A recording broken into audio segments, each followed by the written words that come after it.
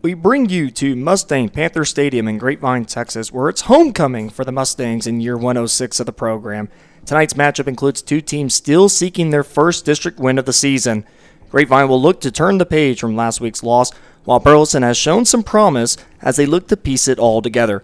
It's the Grapevine Mustangs versus the Burleson Elks on Mustang Friday night.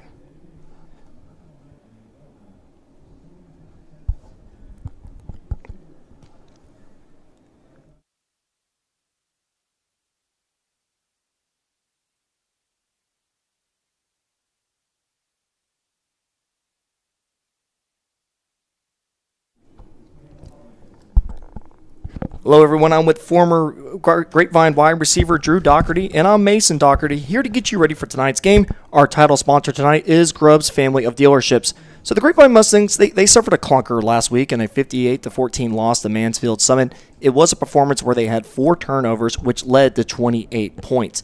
Now, Burleson, they had a bye week after their 34-32 loss to that same team, Mansfield Summit. Now, it was a week for head coach Philip Tanner to regroup while focusing on executing assignments and trusting their training. Here, folks, we have an interview where we did get to speak to head coach of the Grapevine Mustangs, Ryan Smith. Talked a little bit about last week, highlighted a couple of players in preparation for tonight's game here against Burleson. Well, we welcome you back to the Mustang Friday Night PreGame Show. Our title sponsor tonight is Grubb's Family of Dealerships, joined by the head coach for the Grapevine Mustangs, Coach Ryan Smith. Coach, how has practice been this week leading up to the big homecoming game against Burleson? I think it's been really good. I mean, and I understand, last week was what it was, but we've progressively gotten better every day at practice and kind of, learned how to practice at the pace we want to and our big thing is transitions. I feel like a team that's really focused transitions well during practice from one drill to the next and all that. So it's been a great week of transitions. I thought we've had a good day. We kind of turned the heat up a little bit on them today and put a little pressure on them. But it's been a great day so far. It's been a great week so far. Well, you're at the halfway point of the season right now with the record 1-4. You did get that big win against Birdville to kind of get the monkey off the back for Grapevine there, earning that win. But you look at where you're at right now, and you just mentioned about the progression that you are still having at this moment. What are the takeaways that you have of your ball club so far at this point, Coach? Well, I think if you take away, I mean, obviously Friday night, because here's Friday night. We had 4 turnovers that resulted in 28 points, and we missed 27 tackles. So anytime you have a combination of those two things, nothing good is happening, right? But what we do is we pull the analytics of it at play 12 offensively for us, our 12th offensive play. We had fumbled once and scored once. So we had scored 7 points in 12 plays, which is pretty good. And I even thought our first drive was good, but then by their 15th play, they had scored 35 points. So, and there was 3 turnovers mixed in there. So take away, those things. And I've told our team this entire year, this team of identity, that we're going to live in a world of 5 plays every ball game. And if we make those 5 plays, we're going to win games. If we don't make those 5 plays, we're going to lose games. We're learning the importance of managing those moments and understanding those moments. And you have to be in those close games to understand that moment, and I think that's been a big thing for us. You can shoulda, coulda, woulda this thing all day long. And, we're very easily 4-1. We're very easily, we're obviously 1-4. So you have to step back from it because sometimes when you're so close to it, you can't see the progression. So we try to step back from 3,000 feet and kind of look at a broader lens and see it aesthetically different. And it allows us to kind of see the whole picture, not like an isolated Friday night. This is my staff and I, this is our 3rd time to go into a program and, rebuild it, reestablish culture. And we've always, every time, the year one, we've always had one game that just snowballed on us, right? And it just was really bad. And we feel like that game is behind us now. And we can kind of move forward with a little bit of expectation and getting these guys to just really buy into being internally motivated and not needing external circumstances to motivate them. Well, I want to highlight a couple of players that have definitely shown progression here recently. Want to highlight Brady Kays, your tight end, who had that key 2-point conversion catch a couple weeks ago against Arlington Seguin.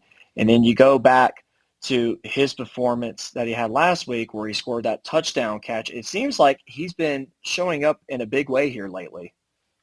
Yeah, that's the progression of the offense. Kind of the term we use is options make you dangerous. Our goal is to have, close to 10 guys have at least a minimum of 5 touches by the end of the season. We've got now, you include a young guy we got this week. We'll talk about him, but we've gotten 5 receivers that all have a catch. We've got, 3 running backs that all have catches and carries, and now we've incorporated what we call our stang back. Which is a guy for us that he's kind of a Swiss Army knife. He's got to play kind of like a +1 lineman, if you will, and that was kind of his role the first 4 to 5 weeks. And we've been trying to get him the ball, and we were able to schematically, kind of incorporate some things that got him actually third level. And then my favorite thing we did was we ran a sneak with him, and he got a huge first down, kind of motioned in there and then slipped on there and took the snap. It was big for us. So he had a big night. Was really proud of him. Yeah, it kind of looked like another version of a tush push, if you will, when he converted on that first down there. Yeah, we were trying to create a distraction. If you look at our quarterbacks and running backs, kind of raise up and look at us like, what's the call? Yeah. And we were able to kind of get some movement there. We executed it really well. Yeah, absolutely. Well, speaking of a player that you kind of highlighted there, and definitely want to get to him, someone who just came out on the scene last week, his first varsity reps, Dash Slapa. I mean, this is the type of player that we're looking up in the booth like, hey, this kid is making some strides here out of nowhere. And what I want to ask you, Coach, is what have you seen out of him lately in practice that resulted in that type of performance that he had last week where he was able to show up in some moments? So what you're seeing is what we see every Thursday night. He's a huge playmaker for us. He plays safety, he plays corner, he plays receiver, he plays running back.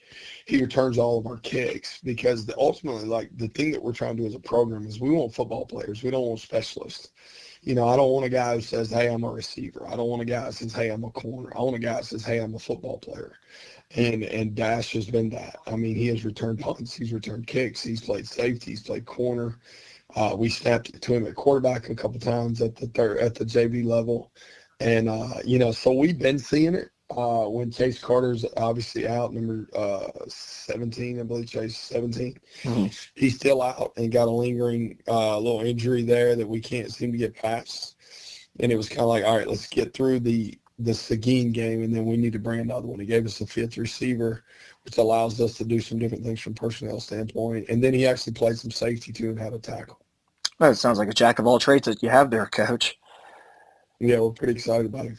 Yeah, for sure. Well, thank you for joining us today as prepping for the big game against Burleson Elks over there at Grapevine Mustang Panther Stadium and for homecoming. As everyone, you're listening to Mustang Friday Night pregame show, and stay tuned after the break. We'll come back with more coverage and get you prepped for the matchup between the Mustangs and Elks. Thank you, Coach.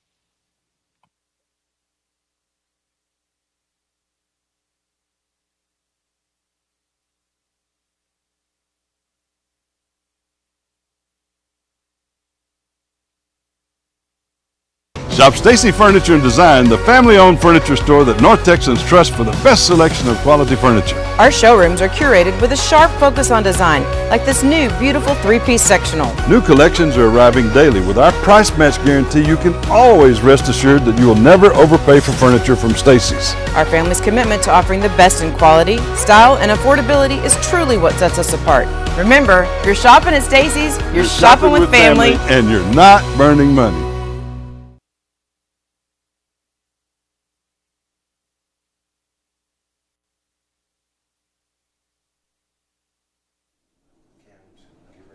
One location, 4 amazing brands. Grubb's family of dealerships. Located on Highway 114, 25 acres of luxury car shopping. After 75 years of serving the Dallas-Fort Worth Metro, we invite you to shop Grubb's Acura, Infiniti, Polestar, and Volvo, all in Grapevine. Our service departments are fully staffed and And we bring you back to Mustang Friday Night Pregame Show. Our title sponsor tonight is Grove's Family of Dealerships. Let's give you the 3 keys to the game here between Grapevine and Burleson. The first key of the game would be establishing the running game for Grapevine, as they do get Jake Graham, who comes back and had that concussion from a couple weeks ago, but Grapevine's going to be pretty excited about having him back on the field, as he's that type of player that can definitely wear down on a defense. Oh, yeah, absolutely. And it's always good to get your playmakers back into the game. And for this Grapevine offense, it's going to be important to get all the running game going early. And then you got the help with Jaime Sanchez. And, having Jake Graham back kind of opens up the opportunities on the rushing side of the ball. You can throw Cooper Towery more in that wildcat formation instead of the, typical 3-down back. And probably keep him a little fresh on defense as well. So we saw a lot of Cooper Towery playing on offense in the latter part of that game last week against Mansfield Summit, with Jake Graham being out of that entire game. Second point is taking care of the football. Grapevine gave up 4 turnovers last week, including 3 fumbles and 1 interception. So controlling the ball with ball security will be key. Yeah, you're going to see a lot of high and tight tonight. They practice that first thing on Monday, just getting that ball, that point of the ball to the sky and getting it nice and tucked, and then you'll just kind of want an all-around clean game from Grapevine tonight. No turnovers and no fumbles. Well, and Drew, you're a former wide receiver of Grapevines. How does that play into practice as far as the week after a game where you do have those turnovers? Is it more of a mental thing as far as correcting that, or is it a lot of just repetition? You take it kind of personally. You don't want to be known as the football player that coughs up the football. So the right mindset to have is to go into the week with a goal in mind, and that's 0 turnovers on tonight's game, and kind of practice with intent, I'd say. Well, the last part here is winning the battle in the trenches. Grapevine's facing an inexperienced offensive line in Burleson tonight, so getting push from that defensive line to allow those linebackers to come up and make plays, something that Grapevine was missing big time from last week. Yeah, you're going to see, hopefully, this, the goal from the defensive line is going to be to kind of jump off the line of scrimmage and get behind the backfield, right off the bat. And then if you're the DNs and the outside linebackers, going to want to keep contained, kind of set that edge. And, we saw last week, Summit was able to get to the outside and get those chunk plays, so they're going to want to minimize that tonight.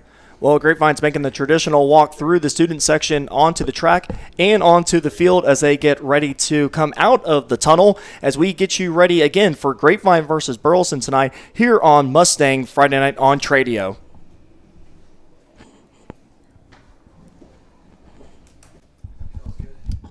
What sets us apart.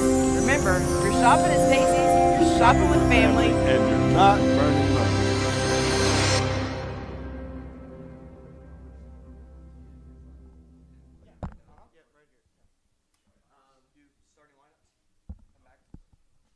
One location, 4 amazing brands.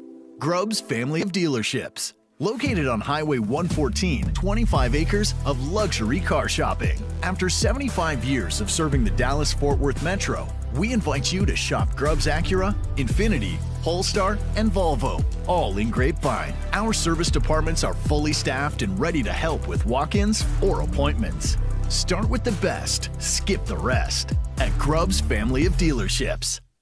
Compass Church is for you. Join us each week to experience great music, And we welcome you back to Mustang Friday Night Pregame Show. Let's go ahead and give you the starting lineups for the Grapevine Mustangs here tonight. Starting on an offensive line, we have at left tackle Jackson Rakisha, along with left guard Andres Garcia-Cano. At center, Will Mason. At right guard, Hunter Lux. And at right tackle, Tayton Sneed, who we'll also probably see on the defensive line as well. And then your receivers for tonight, Brody Hunter, Raymond Zhao, Rylan Goen, Luke Stewart, and probably see a little bit of Dash Lapa as well.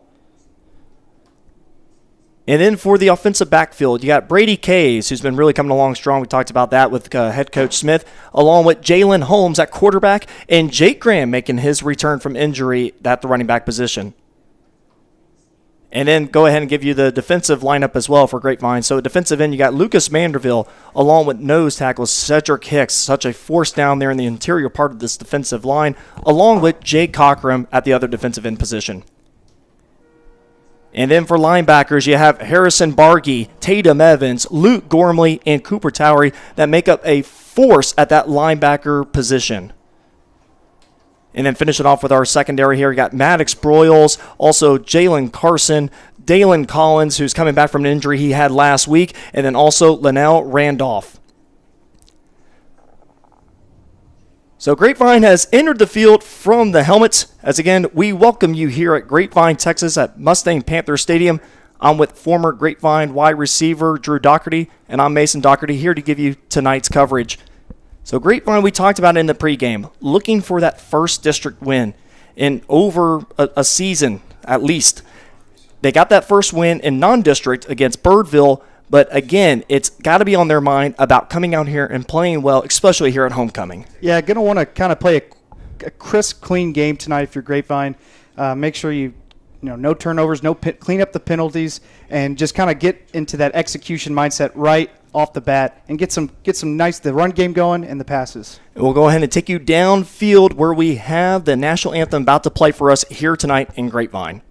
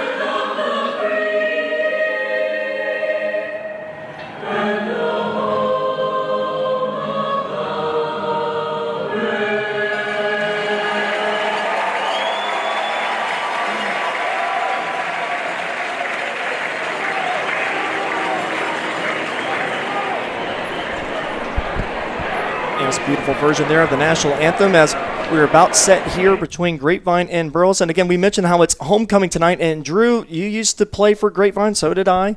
It means a lot for this community when it comes to homecoming. Yeah, absolutely. You got Grapevine celebrating their 106th, probably more. It's been a long time Grapevine has been around, so you got a lot of alumni out here tonight.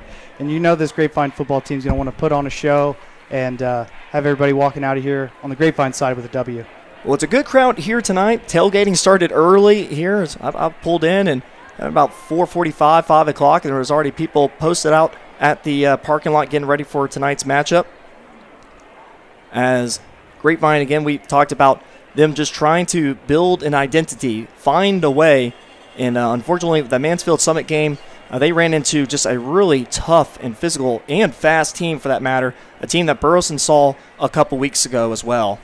Yeah, we keep circling back to the turnovers. That game last week against Summit, really the turnovers happened really early, and before Grapevine knew it, they were already down a handful of points and kind of playing catch up. So goes back to just kind of cleaning things up a little bit and want to get off to a better start. Well, they're going to have to because Burleson does come with some talent here. Their quarterback, Andrew Sparks, more of that dual threat type of quarterback, similar to what we saw last week with Gerbhardt, who was the starting quarterback for Mansfield Summit. So Grapevine will receive to open up tonight's game. Again, we want to let you know that our title sponsor tonight is Grubbs Family of Dealerships. It's the 16th time that these two teams have faced each other. First time was in 1962 where Grapevine won 30-0. Burleson won the last matchup in a tight game where it ended up 9-0. And with that, we are underway with Friday Night Football in Grapevine. It's a little pooch kick. And Grapevine luckily fields it at the 40-yard line. Good field position. Was a little scary at first, though. Yeah, kind of a little short hop there. You see that, with October baseball right here now, starting up. You saw that a lot this week with those baseball shortstops having to field the ball. But good job by Brody Hunter there, kind of keeping it in front of him and not, just catching that ball, recovering it, and getting down. Well, Grapevine's offense will start tonight with Jalen Holmes at quarterback. The 5'10", 200-pound senior, 56 of 97 for a 58% completion rate. 566 yards total in the air, 3 touchdowns, and 1 interception. And it looks like Grapevine actually gets an additional 5 yards here, Drew. Okay, yeah. 5, about almost halfway through the field. Good field position for this Grapevine offense. They're going to want to get things going. Yeah, Jalen Holmes, who also can definitely take off with it too, already with 41 carries for 142 yards and 2 touchdowns this season. In motion is Jaime Sanchez. And it's Jake Graham with the handoff. And Graham, physical runner, we talked about that in the pregame show. Grapevine is very relieved to see him back as he gets about a gain of 5. Yeah, there's that tough running we talked about. You see from the Grapevine offense wanting to get him involved early, kind of get him in a groove, and no better way than feeding them the rock. We'll let you know that our first quarter is brought to you by Stacy Furniture. So now that brings up 2nd and 5 as we are underway here tonight under the lights in Grapevine. In motion is Jake Graham. And now Holmes immediately gets it out, but it's a nice play defensively by Burleson as they were ready for that. In to make that play was Danya Armstrong. We're probably going to talk a lot about Armstrong tonight. We talked to Philip Tanner, the head coach for Burleson, and he says he's the type of guy that can play all over the line of scrimmage. He's probably their most talented defensive lineman on this team. Yeah, that's one of the more valuable assets as a D lineman can have, is to kind of plug and play anywhere, whether that's nose or the outside, and you saw a great play there, tipping the pass. So now it's 3rd and 4 for the Mustangs. Holmes has 3 receivers to his right. And he's going to hand it off to Jake Graham, and Burleson was ready for it. And it's Danya Armstrong who makes back-to-back plays on that defensive front. Yeah, seeing Grapevine kind of sticking with the run game there. 3rd down, 3rd and 5. Not quite, couldn't get it. Nice shoestring tackle there by Burleson. Here comes the Grapevine punting team. Yeah, it was right to the teeth of that defensive line. Again, Armstrong waiting there for Graham. So Holmes will line up to punt this one away. It's a spiraling punt. And it will actually take a bounce towards Burleson's side. And the ball will be stopped there at about the 20. And that's where Burleson's offense will take over.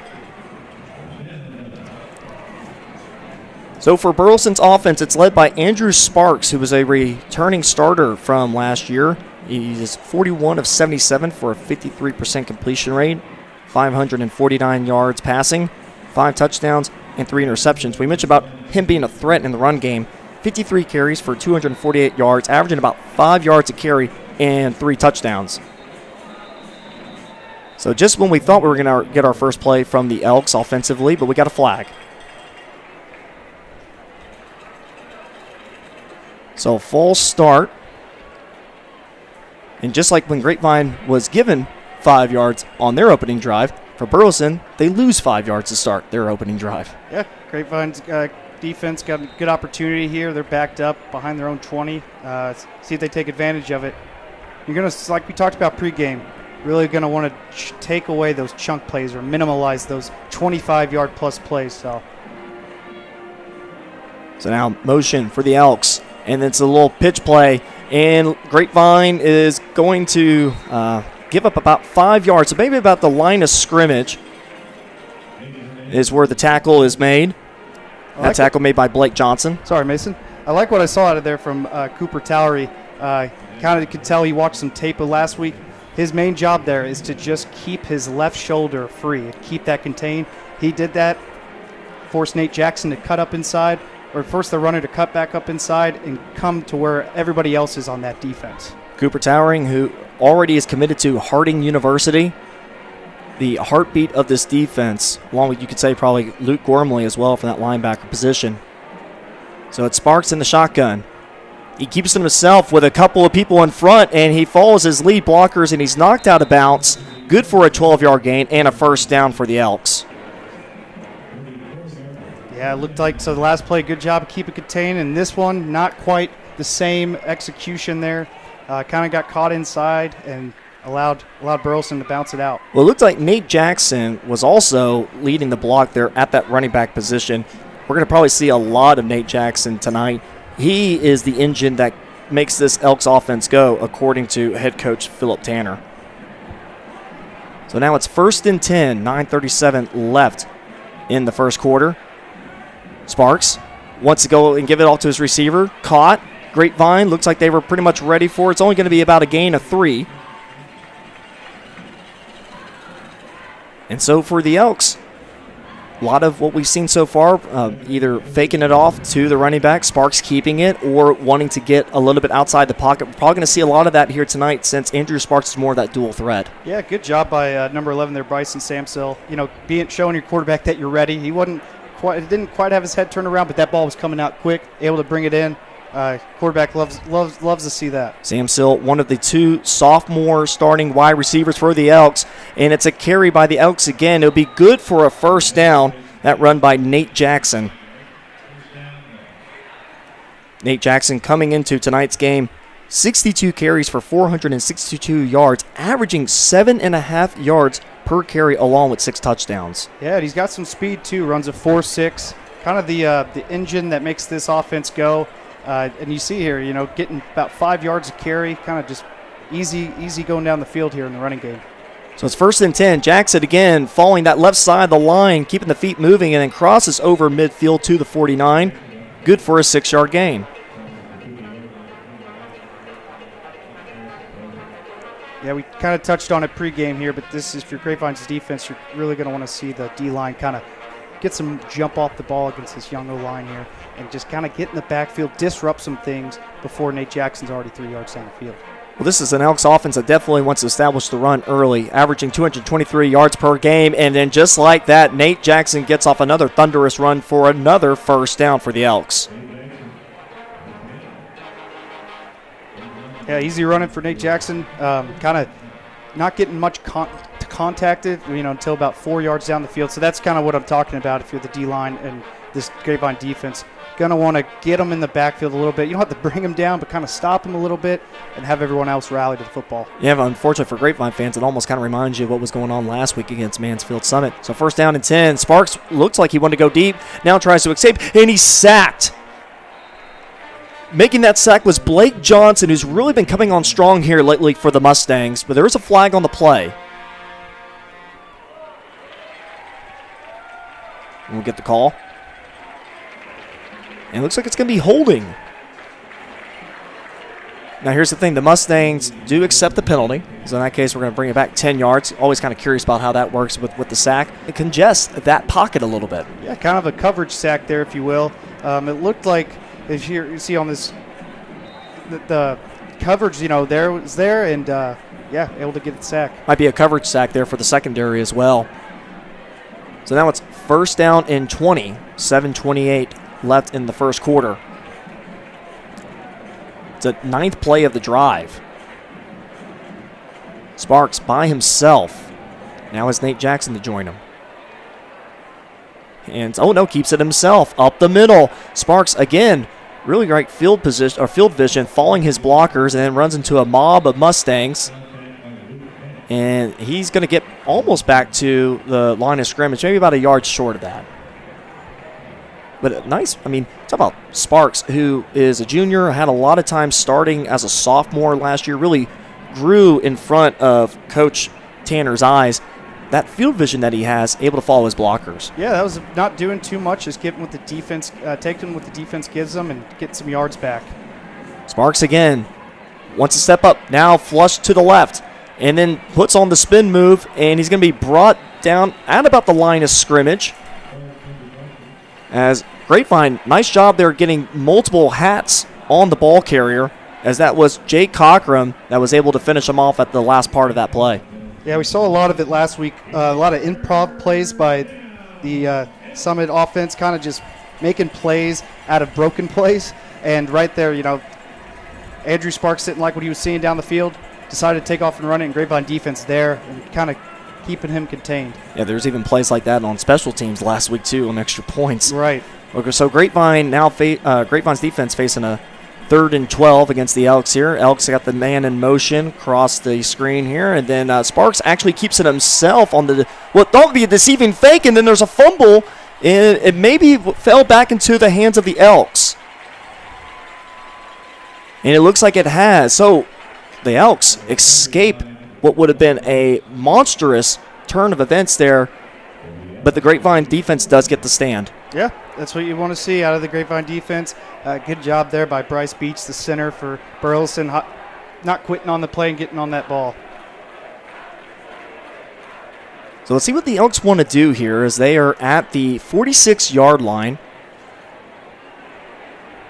As they have a hockey change going on right now.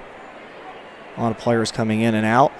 And it looks like the offense actually will stay on the field. So this is interesting here with this being a 4th and 20. Maybe it's going to be a pooch punt. Oh, no, it's a little trickery play. Reverse on that other side. Is Grapevine going to be able to get there? Yes. Knocking him out of bounds at the 40-yard line. That was Harrison Bargy making the key tackle. Grapevine will take over on downs. Yeah, it's a tough assignment for the Burleson offense there to get all those yardage back on 4th down. But good job, nevertheless, good job by the Grapevine defense, keeping everything in front of them and getting off the field. Harrison Bargy, who we've mentioned a lot about this season, such a force there at that outside linebacker position, former defensive end at that too for Grapevine. So now the Mustangs will take over with Jalen Holmes and Jake Graham in the backfield. Looks like it's a bunch formation for the Mustangs on that right side. And actually, in this case, they go over to the left side. It's Rylan going, and he is going nowhere, unfortunately. Nice play there by the Elks. That was Lyndon Kilgore on the tackle. Yeah, a little sweep design to the outback, and then just kind of not enough room there.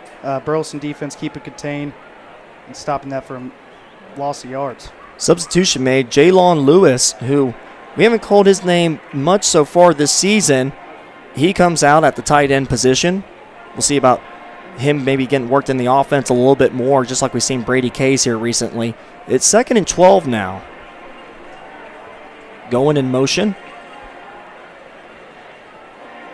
And Holmes hands it off to Jake Graham, bounces it outside, and then tackled for a gain of a few. Bring up 3rd and long. Imagine we'll see the ball go through in the air on this 3rd down. They ran the ball in the last 3rd down.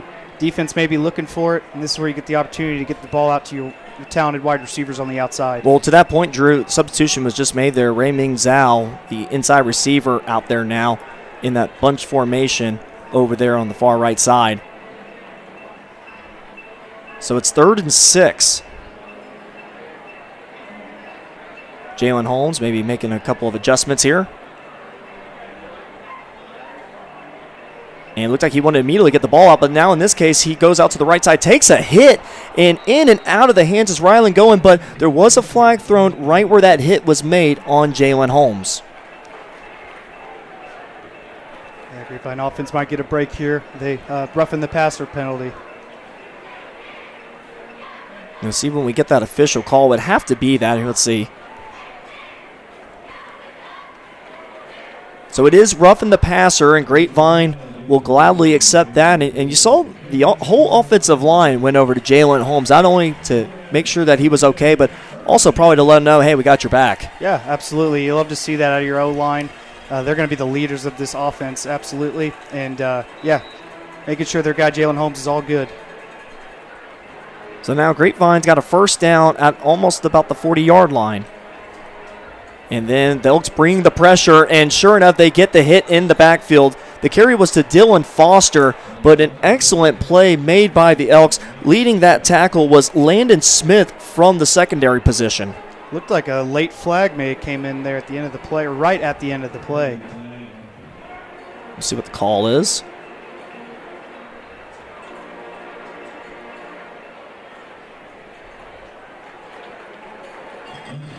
So it's actually going to be unsportsmanlike conduct on the Elks. And so that is now 30 yards and penalty yards that the Elks have given up on this drive. Yeah, that's 2 penalties equal 1 big chunk play and 30 yards. You wonder if there was maybe some, I know they're installing it in the NFL where, if you can't really look over a guy after a big hit or say too many words or else you'll get flagged. So I wonder if that's making its way down to the high school games. Well, if you're a Mustang fan, you definitely know about that because, unfortunately, the penalties have gone against them many times this season, averaging about 74 yards of penalty yards. But for Grapevine, they'll gladly take it as now they are at the 31-yard line. This is a drive that started on their own 40, and only 4 plays later are now down deep in Elks territory. So it's Holmes. Sits back in the pocket. He's got Ryland going, and Ryland going catches the flag route and knocked out of bounds at the 10-yard line. Good for a Pat White State Farm first down for the Mustangs. Great throw and catch there by Jalen Holmes and Ryland Goen. Jalen Holmes finding that soft spot, and then Ryland Goen able to bring it down 2 feet bounce and making sure that you seal it in, bring it in, and get that first down. So now we approach 2:40 left in the first quarter. Grapevine driving at the 10, so it'll be first and goal for the Mustangs. And it's a carry up the middle, but Jake Graham, who motors his way down for about a yard. That Elks interior of that defensive line so far here tonight been pretty strong against the run. Yeah, absolutely. Running up the gut, not much real estate there for Grapevine offense. Be interesting to see. I know they had a swing route or kind of a swing run concept earlier in this drive, but we'll see if they kind of bounce it outside or, maybe get this screen game going on that far right side with those 2 receivers. So at the 9-yard line, second and goal from the 9. Jalen Holmes has time. Now wants to escape. And he's got a receiver. Oh, it's in and out of the hands of Luke Stewart, but there is a flag near the line of scrimmage. Number 90, Kingston Craven, the interior nose tackle for the Elks, might be saying it could be on the Mustangs.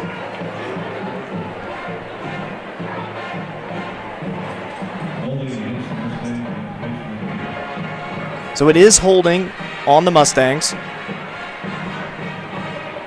And for Grapevine, who has been loving the penalties that have gone towards the Elks, now get one on themselves here.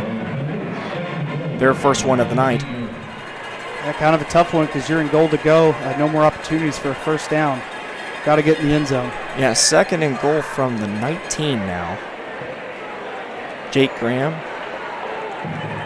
behind Jalen Holmes. 3 receivers to the right. Got Brady Cates at that tight end position on that left side. Holmes goes ahead and steps up and then takes off with it and then is spun down inside the 15. So now it's going to make it a little bit more manageable on this third and goal upcoming. Yeah, just about got those 10 yards back on that holding call. Good job by Jalen Holmes. Making a quick decision to tuck it and get some yards upfield. Yeah, you're going to want to, if you're Grapevine offense, you're going to want to punch this in. Get 6 points. Be interesting to see if they don't get it here, if they go for it on 4th. But, you got your 2 best plays drawn up here. Well, now the JV standout, Dash Slapa, comes into the game. He got his first varsity minutes last week against Mansfield Summit and made the most of it. 3rd and 12. Holmes by himself. And he wants to go ahead and into the end zone, and it's actually a little bit of miscommunication, it looks like, between him and Ryland Goen. And we'll see what Grapevine wants to do. Looks like they're going to bring up the kicking team. Yeah, it definitely seemed like some miscommunication there. Looked like Ryland Goen on the inside was running, not supposed to be. Jalen Holmes thought he was going to be running that flag route to the outside. And then underneath, you had Rayming Zhao kind of on a slant route underneath that was cleared out because of the intended flag route. So good play design, but not quite executed. That's going to be a 29 field goal attempt by Austin Schilling. He's already 2 for 2 this season in field goals, and that ball is no good. And there is just a tad bit of wind tonight. And so Grapevine ends up with no points, and the Elks will take over. Then we'll go ahead and take a short break ourselves here as it is 0-0, 55 seconds left here as you are watching Mustang Friday Night.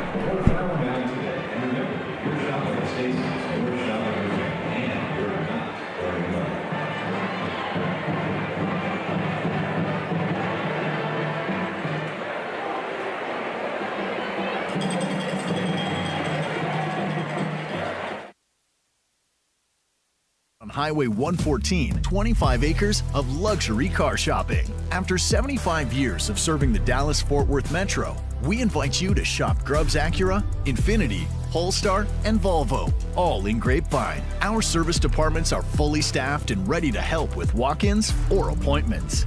Start with the best, skip the rest at Grubbs Family of Dealerships. And we bring you back to Mustang Friday night. The Elks just ran a play there with a carry up the middle, but only for a gain of 2, so we'll bring up 2nd and 8 for the Mustangs.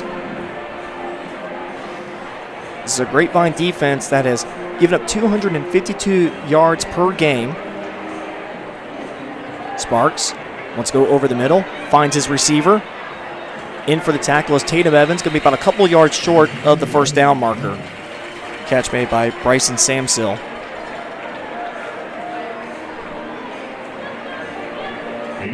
Another opportunity for this Grapevine defense to get off the field. Of course, another 4th down to see if Burleson wants to go for it. You got to like what you're seeing out of this Grapevine defense. So that will end the first quarter. Our first quarter was brought to you by Stacy Furniture, and we'll take a short break and bring you to the second quarter where our score is 0-0 with a 3rd and 3 upcoming for the Elks here from Grapevine, Texas. You are watching Mustang Friday Night on Tradio.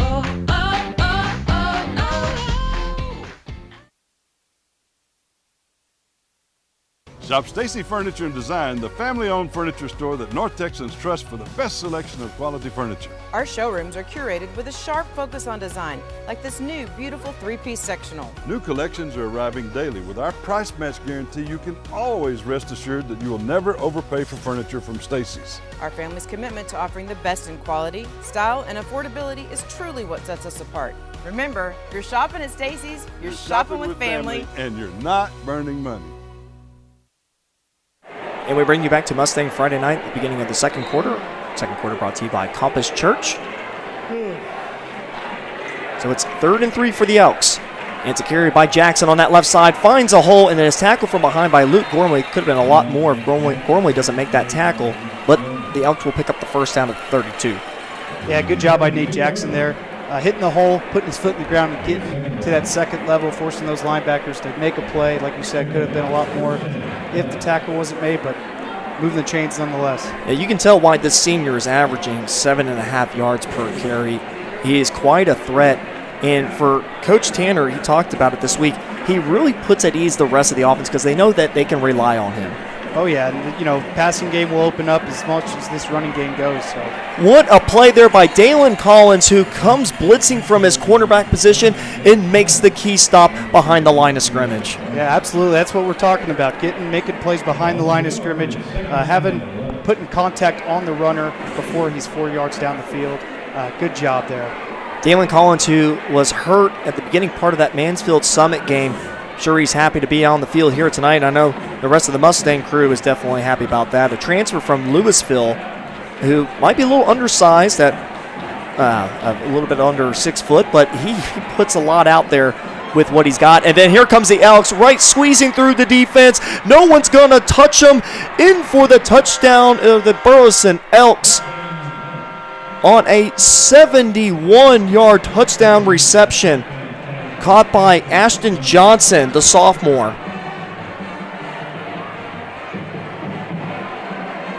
So for the Elks, made it look pretty easy there. We talked about the sophomores, the couple of them that are starting at the wide receiver position for the Elks. That's one of them there in Ashton Johnson, who Coach Tanner talked about making sure to get his confidence going as a sophomore playing varsity ball. That's one way of doing it. Yeah, that's going to help, absolutely. A nice route there by Ashton Johnson, and just getting upfield, breaking those tackles and getting the pay dirt. So that extra point is up and good by Brendan Watson, who is now 8 for 8 on extra points this season. So our score With 10:41 left in the second quarter, 7-0 Elks lead over Grapevine. You are watching Mustang Friday Night on Tradio.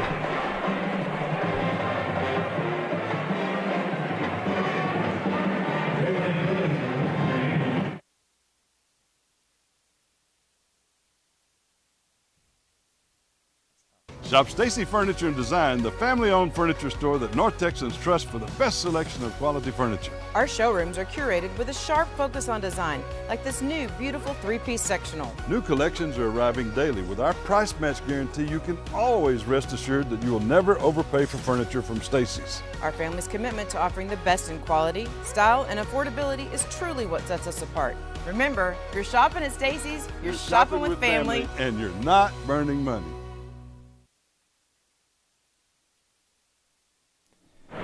And we bring you back to Grapevine, Texas, where Grapevine is celebrating homecoming tonight, but now down 7-0 to start up the second quarter. And Drew, we were talking about in the pregame show, it's about eliminating those big plays. And sure enough, that's not eliminating big plays when you get a 71-yard touchdown thrown on you. Yeah, Burleson's able to get behind the defense there and make the big play. And yeah, like we talked about with Grapevine's defense, they're going to want to minimize those. So Grapevine able to maybe get some good field position to start off this drive down at the 33-yard line. Making that run was Luke Stewart. And so Grapevine's offense will definitely want to finish off a drive that was left with a little bit to be desired on that last drive, where it was a missed field goal. Yeah, some good stuff. Granted, they got some help with the 2 15-yard penalties.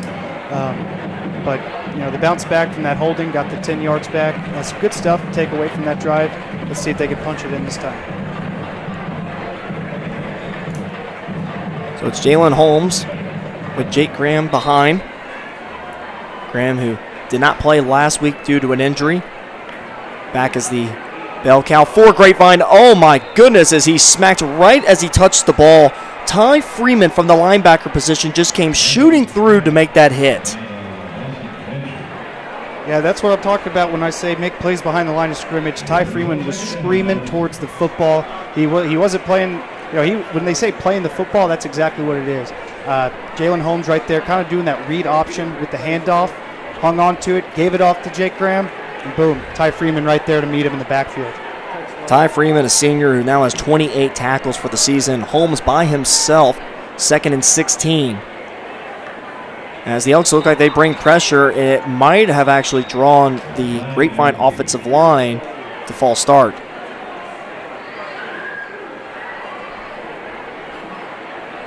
So Grapevine will go back 5, and I'm sure Coach Smith is not liking how this opening drive of the second quarter for them is going.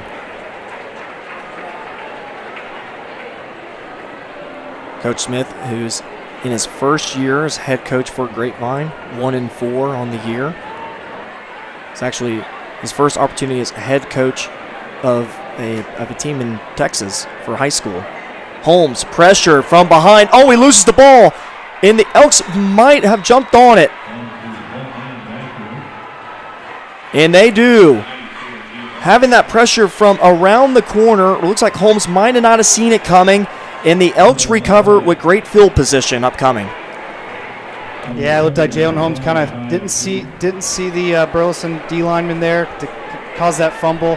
Got to take care of the football. We touched on at the beginning of the game. You see those fumbles all the time from quarterbacks, just kind of one-handing it and not being aware of the pocket presence that it's getting kind of encroached there. But yeah, good job by the Burleson defense. That was Giovanni Thomas, the defensive end, who's a returning starter from last season. Picks up his second sack of the season as well. So 1st and 10. Andrew Sparks wants to go towards the end zone, and it's a back shoulder catch made at about the 1-yard line. Excellent catch made by Brody Lott. Yeah, that was a heck of a throw and catch there. Andrew Sparks throwing it to the back shoulder of Brody Lott. And Brody Lott adjusting to the ball on the fly, bringing it in, putting their offense right at the 1-yard line. Yeah, 1st and goal. That's such a hard play for someone in the secondary to make when you have that throw going to that back shoulder there. So now the Elks knocking on the door, and it's Sparks who lowers the shoulder, and he's in for the 1-yard touchdown. His 4th rushing touchdown of the season. Yeah, well executed there by the Burleson Elks. 2 plays and into the end zone after getting a turnover on the defensive side. Can't ask for a better, offensive trip coming off a turnover. But if you're the Grapevine defense, going to want to kind of tighten things up a little bit. I know it's hard, sudden change after the turnover. But yeah, don't let this get away from you a little bit. And it looks like actually it's a missed extra point there by Brennan Watson. And so with that, our score is 13-0. Elks lead here in Grapevine as you are watching Mustang Friday Night on Tradio. One location, 4 amazing brands. Grubbs family of dealerships. Located on Highway 114, 25 acres of luxury car shopping. After 75 years of serving the Dallas-Fort Worth Metro, we invite you to shop Grubbs Acura, Infiniti, Polestar, and Volvo, all in Grapevine. Our service departments are fully staffed and ready to help with walk-ins or appointments. Start with the best, skip the rest at Grubbs family of dealerships. Compass Church is for you. Join us each week to experience great music, a message that applies to your everyday life, as well as programming for your kids and students to engage on their level. Learn more at compass.church.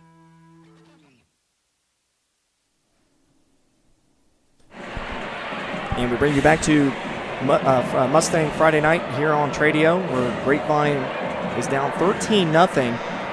It was a touchdown drive for the Elks that was 2 plays that started on the Grapevine's 19-yard line after the fumble recovery. Finish off with a 1-yard touchdown run by Andrew Sparks, and then Luke Stewart having some trouble trying to gather the ball, but he ends up finding a lane and brought down at the 35-yard line. I mean, for a play that looked like didn't really have much promise to it, Luke Stewart made the most of it. Yeah, having a few good returns here from the Grapevine special teams, kind of putting the Grapevine offense in a good position, not backed up behind their own 20, which we've seen in the past, starting drives. Yeah, got to take care of the football for your Grapevine offense here, get some positive yards, just get some points up on the board.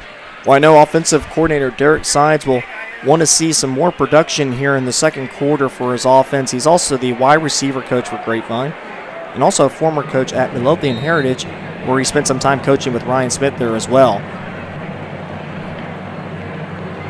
Holmes keeps it himself and then, is able to shake off a wimpy tackler and then tries to find some room toward the outside. And, I mean, you talk about speed. The Elks have it, just very similar to what we saw from last week against Mansfield Summit. The Elks are able to get out to the perimeter and gather around the ball carrier. Yeah, able to keep everything in front of them. Nice job there by the outside linebacker, Jordan Bizantz. Keeping Jalen Holmes in front of him. You saw Jalen Holmes almost put his foot in the ground to go upfield. Felt the presence, kind of tried to bounce it outside towards the numbers. Defense was there. 2nd and 7. Let's see the pressure here. The Elks looked like they want to go ahead and blitz, and then sure enough, Holmes reads it and is able to get it off to Brady Kays immediately. Good for a first down, brought to you by Pat White, State Farm. Yeah, nice play design there from Grapevine. It's one of those plays where if you read it right and you execute it well, somebody is always open, whether you run the ball there. But what happened there was Jalen Holmes sold the run to Jake Graham, forced the linebackers to commit, come up field, and throw it right behind Jalen Holmes. Throws it right behind him, right behind the linebackers for a first down. Yeah, Brady Kays, who's getting a little bit more involved in the offense. Coach Smith was telling that in the pregame interview. And look at this little trickery here. Slapa is down the ball carrier. He's able to pick up about 16 yards for a first down. Dash Slapa, who we saw moments of greatness there from him last week, able to continue that momentum into tonight. Yeah, 82, Dash Slapa, the young sophomore, wanting to make some plays out there, make his impact felt. Nice job there, and good play design, running the sweep, getting the young guy involved. Wears a great number as well, 82. Love that number. Yeah, absolutely. Well, Coach Smith talked about it in the pregame interview. He's just a football player. I mean, he had a lot of great moments at JV in the earlier part of this year. Not only does he play wide receiver, but he plays running back, kickoff returner, safety. He can just basically do it all, as he showed right there. And then Jake Graham just tripped up immediately as he receives the ball. Just unfortunately not been able to get it going tonight, but you have to give credit to the pressure from that front seven of the Elks. Yeah, absolutely. Front seven for the Elks are jumping off the ball. Kind of like the game plans that we talked about for the Grapevine defense, get behind the line of scrimmage, jump off the ball. We're seeing that on the Burleson defense there. Getting to the ball carrier as soon as that's handed off, almost tackling both Jalen Holmes and the running back. 2nd and 12 now. We'll see if Grapevine wants to eventually take a shot here. It's something that they've been working with Jalen Holmes on, connecting on those deep throws. In this case, he rolls out of the pocket and then almost intercepted the ball. It looked like it might have just been a tad bit behind the intended receiver, Rylan Goen, and it was Jaden Thorston that almost came up with the interception. Yeah, tough throw on the run. Looks like Jaden Thurston's going to have to come out for one play. Helmet came off at the end of it. So, you imagine that Grapevine's going to stay aggressive here with the pass. I wonder if they go over the top to that, free safety that just came in the game, see if they target on that side of the field. Yeah, we'll see if Grapevine wants to take a shot here. But you know what? All of a sudden now we do get a penalty on the field, and it is holding on Grapevine. And it looks like with them moving back, they're going to actually, no, the Elks will decline the penalty. So in this case, it does force a 3rd down for Grapevine, a 3rd and long as well. So to your point, Drew, we'll see if Grapevine wants to take a shot. They are averaging 147 yards passing per game with a total of 290 yards of offense. Holmes, pressured, able to escape, and then finds a receiver, able to break a tackle. It's Brody Hunter who actually gets tackled forward, and it's enough for a 1st down. Oh, man, it's kind of Burleson had the luxury of either taking a 2nd down and 20 or a 3rd down and 10. You wonder if they're second-guessing their decision there, because Grapevine offense is able to get the 1st down. Nice job there.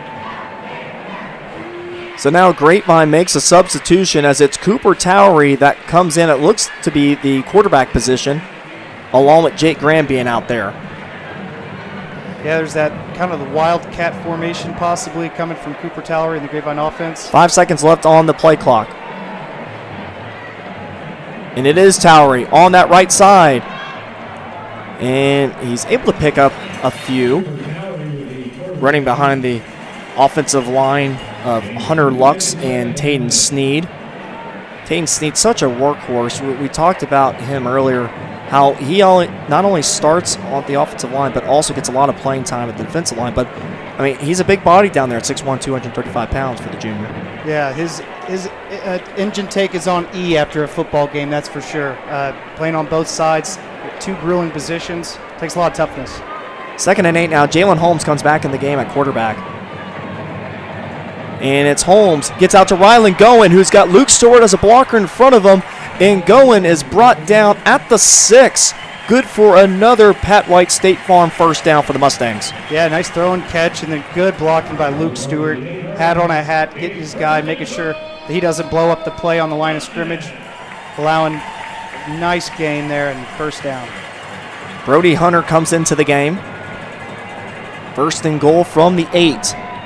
This is the part of the field where Coach Smith likes to call this the green zone, 8 yards into the end zone. They've been focusing on trying to finish these drives in this area of the field. As we approach 5 minutes. Graham behind Holmes. Holmes gives it off to Graham, and then Graham is able to finally come up with it, but with that delay of catching the ball, actually looks like it might be a loss of 1. Yeah, a little scary play there, kind of fumbling the ball a little bit. It looked like it maybe would have just been an incomplete pass, but good job of reeling it in. Solidified another down. That's actually Jake Graham's 2nd catch of the season. We've seen some moments by Jaime Sanchez when it comes to catching the ball out of the backfield. So it's 2nd and goal from the 9 now. Graham moves his position over to the left of Holmes. Elks show pressure. And it's Holmes up the middle, and he's able to shake by a couple tacklers, and he's in for a Mustang touchdown on the 9-yard scamper. Jalen Holmes able to keep the ball from on that fake and was able to bounce off a couple of wimpy tacklers and into the end zone for the first touchdown of the night for the Mustangs. Yeah, it's a dynamic Jalen Holmes brings to the game. Last year we talked about it. They ran the triple option every play. That was their identity. So, he's really good at dissecting and kind of misreading the defense there with those handoffs and taking it up the gut. So Grapevine looks like they're actually going to go for 2 here. And up the middle is Luke Gormley. We've seen this work once already in 2-point conversions. Oh no, there's a fumble. And the Elks returning the ball. 1 man to beat. It's Cooper Towery who misses the tackle, and the Elks will return this 2-point conversion try in favor for 2 points for themselves. Now there is a flag on the play for unsportsmanlike conduct, but we saw Luke Gormley in the interior part of that line, and all of a sudden the Elks are able to strip it away and then take the ball the exact different direction. Returning the ball was Jaden Flournoy, who is the Boise State commit for this defense. Yeah, from our vantage point, it looked like they were able to hold up Luke Gormley just enough to where they were able to strip that ball out and take it the other way. We talk about the fumbles. They hurt, especially when they, it's not a well-executed second 2-point conversion play like that. So it is unsportsmanlike conduct on the Elks. And so just like that, when Grapevine actually wanted to go for 2 to maybe put themselves in a position to not even count on maybe the extra point for the second score that they might have here tonight, maybe saw something, but the Elks, with that consistent effort that they have in an interior part of the line, able to force that fumble. Luke Gormley, of course, not known for always having the ball in his hands as he is the starting linebacker, but we did see that as a successful 2-point conversion play earlier this season for Luke Gormley. As you go back to that Arlington-Seguin game on that first back-to-back touchdowns that they had at the end of the fourth quarter, but in this case, though, did not actually end up in the favor of Grapevine. Yeah, it's just got held up. Tough play. When you miss the field goal on the other end, and then you go for 2 on the other end and get the fumble. It looked like they had a good push. Looked like he had a chance of getting across, but like I said, Burleson Elks was able just to hold them up, and then everybody else comes in and kind of rip the football out. But give credit to Jalen Holmes. That was a touchdown drive that started on their own 35-yard line, and then 10 plays later, a 9-yard scamper by Jalen Holmes up the middle, able to at least get 6 points up on the board. And it looks like Coach Ryan Smith wants a little bit more of an explanation here with the referee staff. As right now the Elks are lined up to receive this ball, but due to that penalty, Grapevine will be kicking off from actually the Elks side of the ball. And we've seen this a couple of times throughout this season, Drew, where you have to ask yourself, is the kicking team with already kicking from that side of the ball, do they just go ahead and try to onside kick it? Yeah, doesn't hurt to keep it on the ground. The ball's going to go towards the 30 or 20 if you want to do that. And we've seen this Cade Moreland kick a very successful onside kick in that game that you just mentioned, back when they made that late comeback in the fourth quarter, kicked an onside kick. I like it here. Sets the tone and could flip the advantage.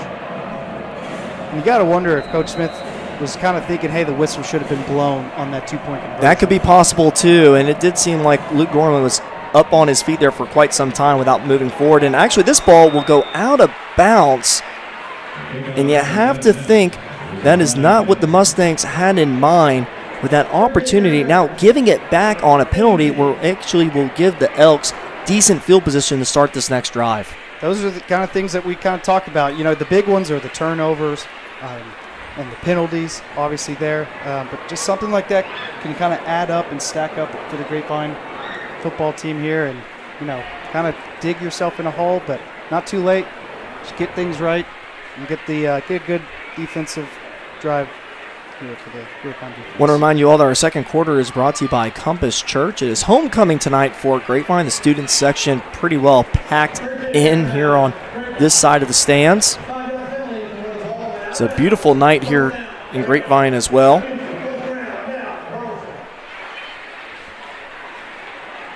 And so actually, we say that the Elks were going to have good field position based off that penalty that Grapevine committed. And it looks like Coach Tanner wants a little bit of an explanation on why the Elks are not getting that field position that he probably thought and all of us thought they were going to get from that ball going out of bounds.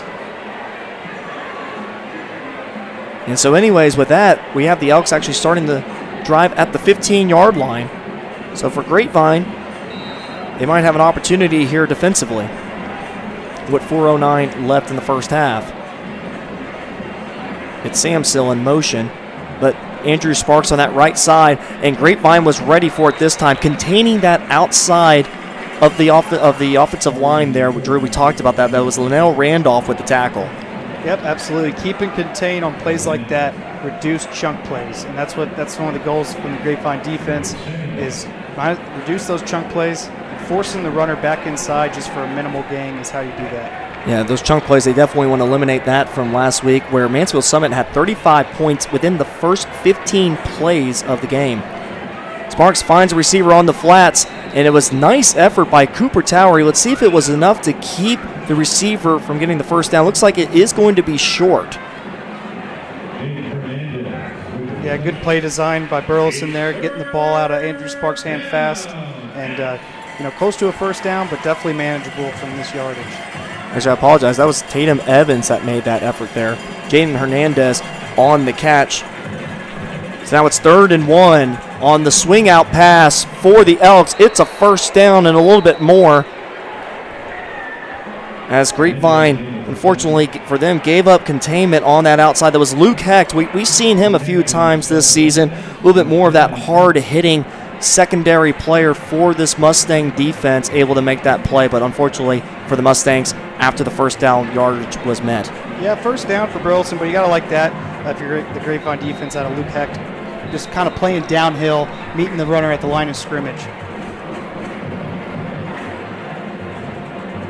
So our score, 15-6, after that 2-point conversion that was made by the Elks.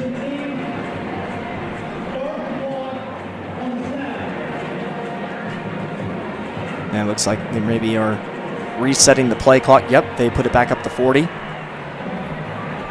with 3:17 left in the first half. Sparks in the shotgun.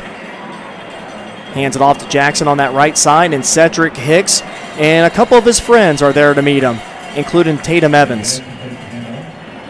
Tatum Evans, who's been playing some solid football here in the last few weeks. And we talked about it last week with defensive coordinator Freddie Smalls, who is in his first year here, inside linebacker coach, and also coached at Southwestern Assembly of God University over in Waxahachie. He has plenty of experience working with linebackers, and he's really found a niche for Tatum Evans to be effective in this defense. And then the pressure got to Sparks, and it was Harrison Bargy who was able to put his hands up and cause that pass not to be completed. Now, there is a flag on the play at the very end.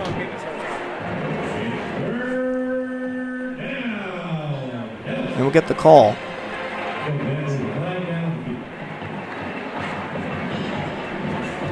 Can't exactly tell what it was, because again, that pressure got there. I'm not sure, maybe Sparks maybe got hit by someone. We'll see.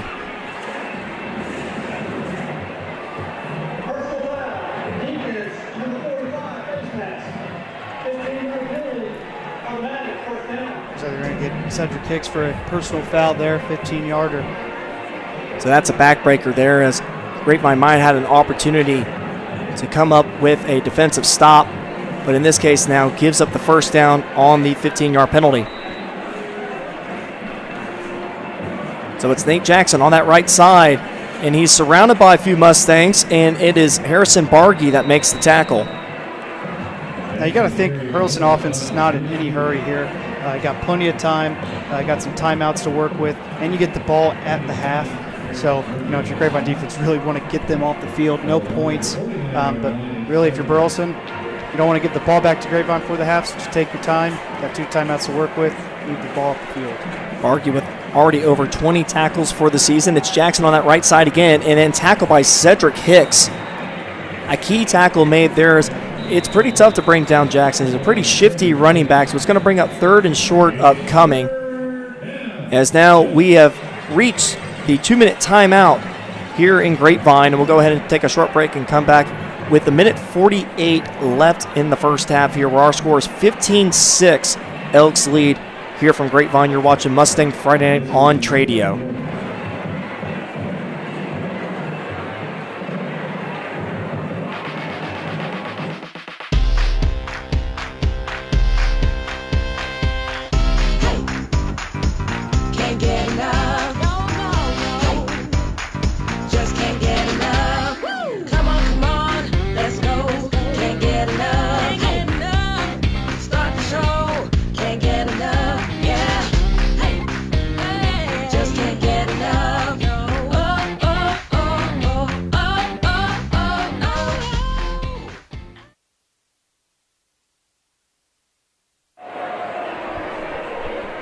And we bring you back to a 3rd and 2 for the Elks. As the clock makes an adjustment, we're actually back up to 2 minutes now. And for Grapevine, that defensive line might be an opportunity for them to make a play. You got Cedric Hicks at the nose tackle position, Cooper Towery near that right side of the defensive line, Taden Sneed down there as well. Grapevine shows pressure.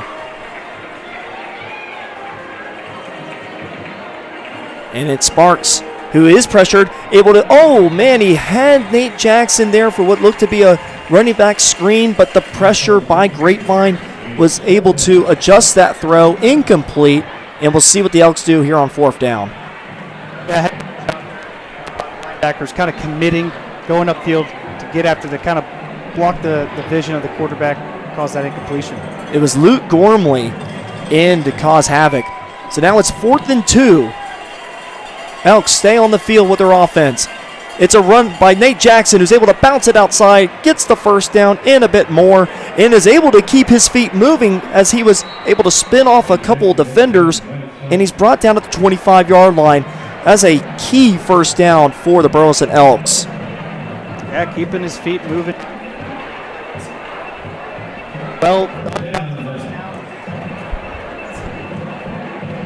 that was Jalen Carson in on the tackle.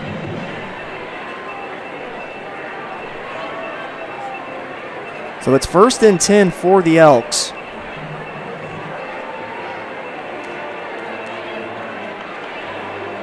And then it's Jackson. No, it's actually Sparks that keeps it on himself and then spins outside and then is brought. Oh, no, he actually is able to break that tackle again. It's Harrison Barty that eventually pushes him out of bounds. It looked like there for a second Linnell Randolph is going to be able to bring him down, but we talked about how much of a threat Sparks is when he's moving with his feet, and right here tonight, he is able to find some space with those legs.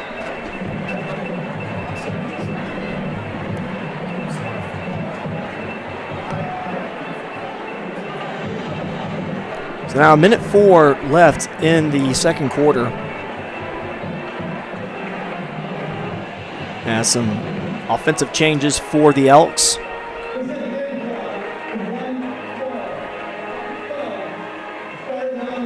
And we've seen Andrew Sparks able to create on his own, but Nate Jackson as well has been a threat at that running back position. Now Nick Johnson comes into the game at the running back position for the Elks.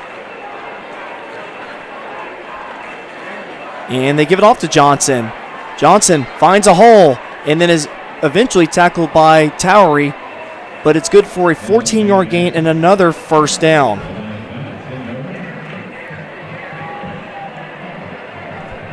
So now with 1:05 left in the first half, the Elks have all 3 of their timeouts too, so the clock is not a concern for them as they are driving. This drive actually started on their own 15-yard line. Sparks hands it off to Jackson, and Grapevine is ready to meet him. It's Cedric Hicks that leads the charge and brings down the ball carrier.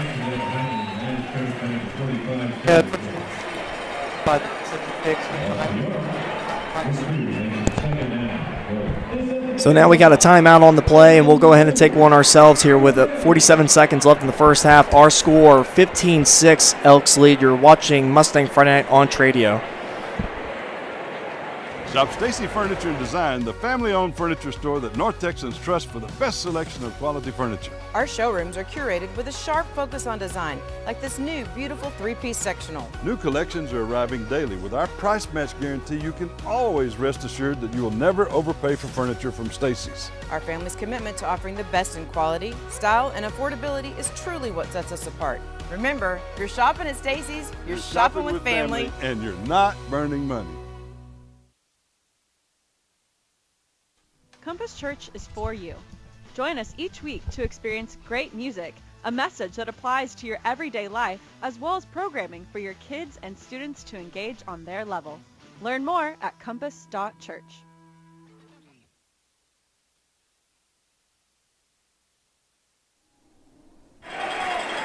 And we bring you back to Mustang Friday Night with 52 seconds left, where the Elks are facing a second down and goal from the 11. It's Sparks who's got an open receiver on that right side, and he will be able to run in for the touchdown on the 11-yard touchdown catch. For the Elks, that was Bryson Samsill with that reception. Yeah, nice play design there. Hitting your guy out in the flat, turning upfield, getting 6 points for the half. Well, and the thing, too, Samsill was able to just spill out there on that right side and was pretty much unaccounted for from that Grapevine defense. And it looks like the Elks will go ahead and try to go for 2 here.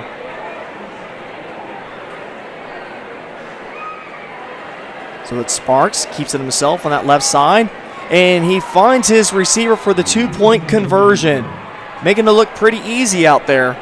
That was Jaden Hernandez with the reception. That's the same Hernandez who had a touchdown grab and the only touchdown between these two teams last year. Yeah, I kind of saw the same play there on the 2-point conversion. Kind of just the touchdown was an out route to the right side, and this one to the left side, making the defense work and kind of second-guess themselves there for another wide-open score.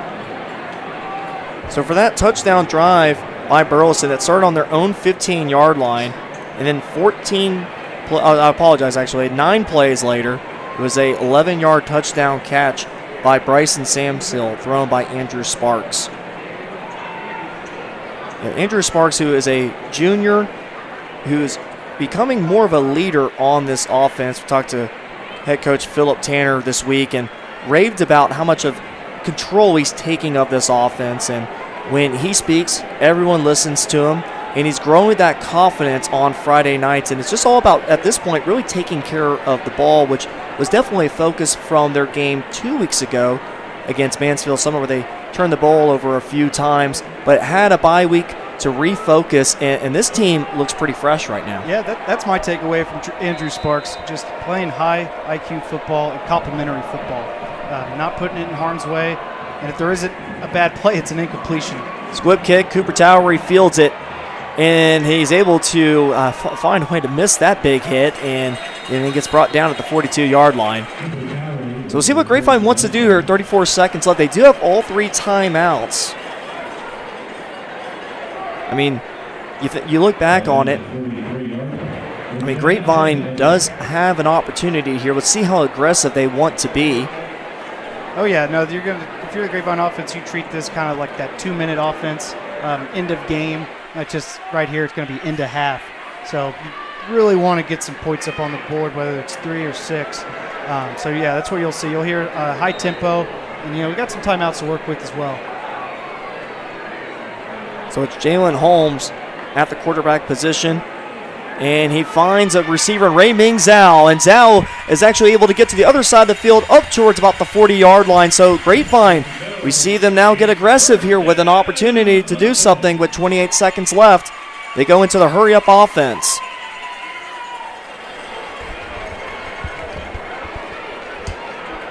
So it's Jaime Sanchez that's behind Holmes. Luke Stewart in motion, looking that way. Then Holmes is pressured. It looks like he might have found Brody Hunter there towards the left side, but ends up throwing it away instead. Yeah, no harm no foul play there. Lived to fight another down, and not putting the ball in harm's way. Past the 50-yard, past midfield.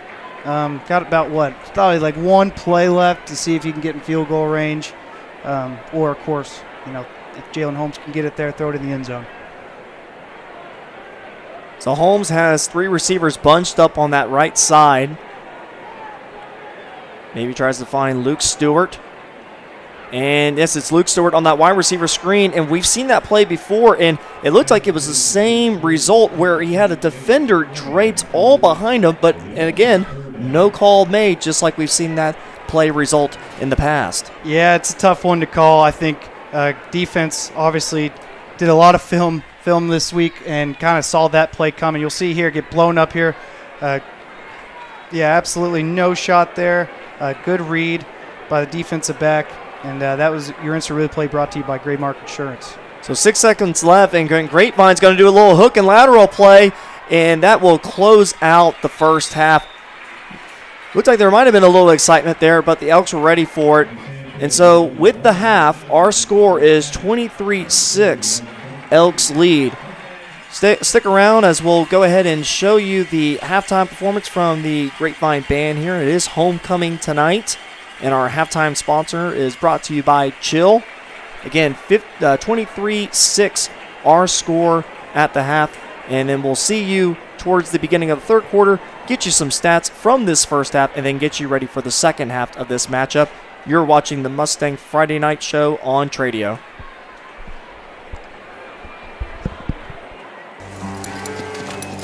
American Power.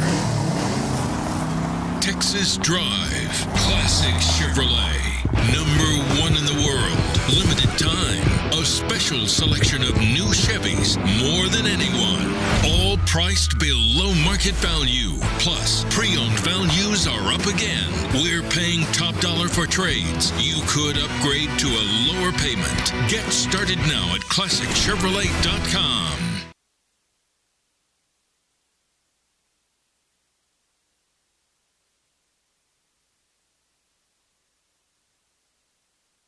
Shop Stacy Furniture and Design, the family-owned furniture store that North Texans trust for the best selection of quality furniture. Our showrooms are curated with a sharp focus on design, like this new, beautiful 3-piece sectional. New collections are arriving daily. With our price match guarantee, you can always rest assured that you will never overpay for furniture from Stacy's. Our family's commitment to offering the best in quality, style, and affordability is truly what sets us apart. Remember, if you're shopping at Stacy's, you're shopping with family.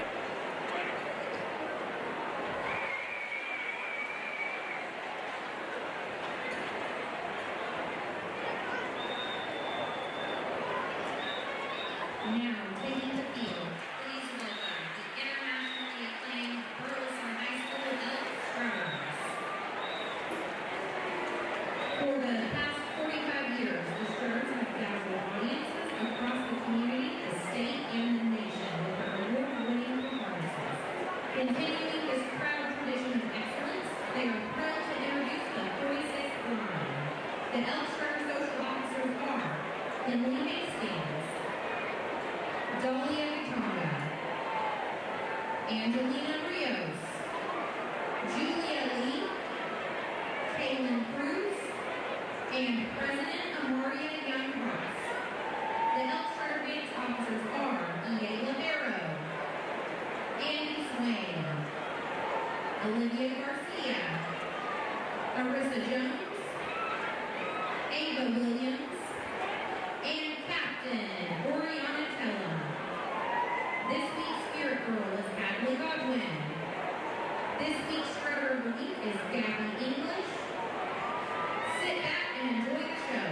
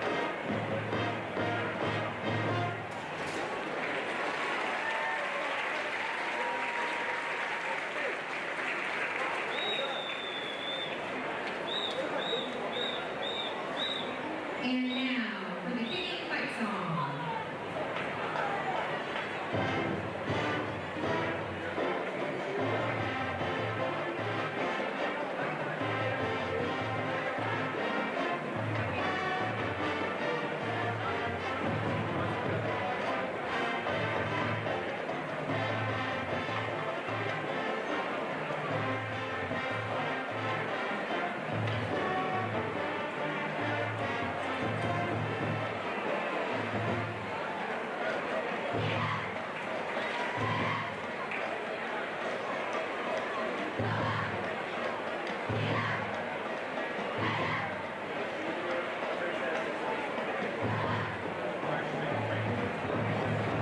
starters are under the direction of Jamie Moore and Bailey Cooper.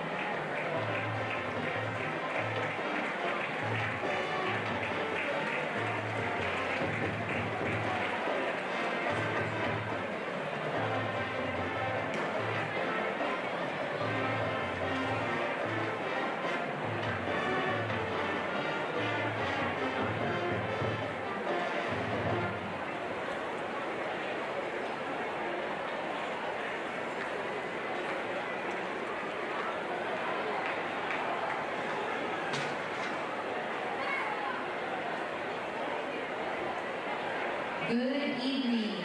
Performing for you tonight is the Spirit of the Elks Marching Band. The Burleson High School Band is under the direction of drum majors Rory Van Dyke, Layla Teddy, and Stormy Ward. The Freshman of the Week is Austin Denny. The Section of the Week is the Tubas. Hard Hat Member of the Week is Isabella Briones. Tonight, the Burleson Band will perform their 2025 competition show, No Winter Lasts Forever. Tonight's presentation will feature solo performances from Isabella Briones, Anjuli Johnson, Kiara Cooper, Rachel Parker, Sophia Hanslow, Addison Oscarson, Danny Velasquez Caldero, and Mary Pantoskis. Please enjoy the Spirit of the Elks Marching Band.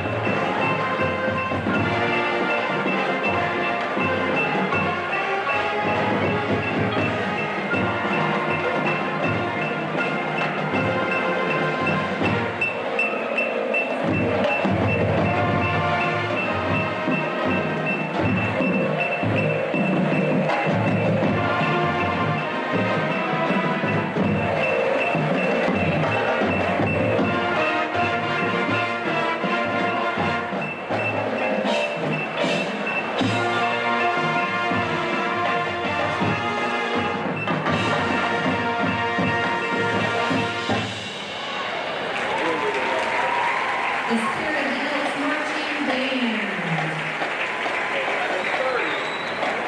The band directed by Bill Cameron, Matt Garrett, battle trained as the Wayne Stokely, technicians are the band Luke Anthony and Harrison Harvey. UTA clinician teacher for the youth middle school Burleson High School band is Ben Frazier.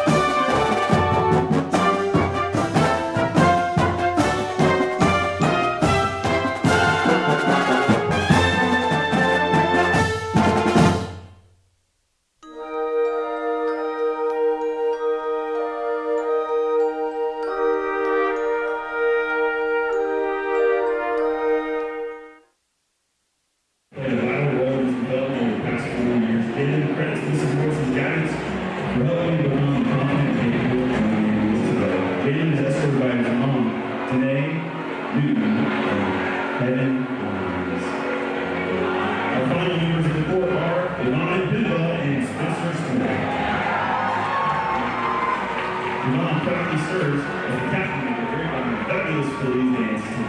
Due to the team bearing its 50th anniversary year, a milestone that highlights tradition and excellence. In addition to her leadership in the nation, she's an active member of the Fellowship of Christian Athletes. And we welcome you back to Mustang Friday Night on Radio, our halftime show brought to you by Chill. Give you some first half stats here for Grapevine and Burleson. Total yards tonight so far for Burleson, 224, and Grapevine with 110. On the ground, 97 yards towards Burleson, while Grapevine has 32.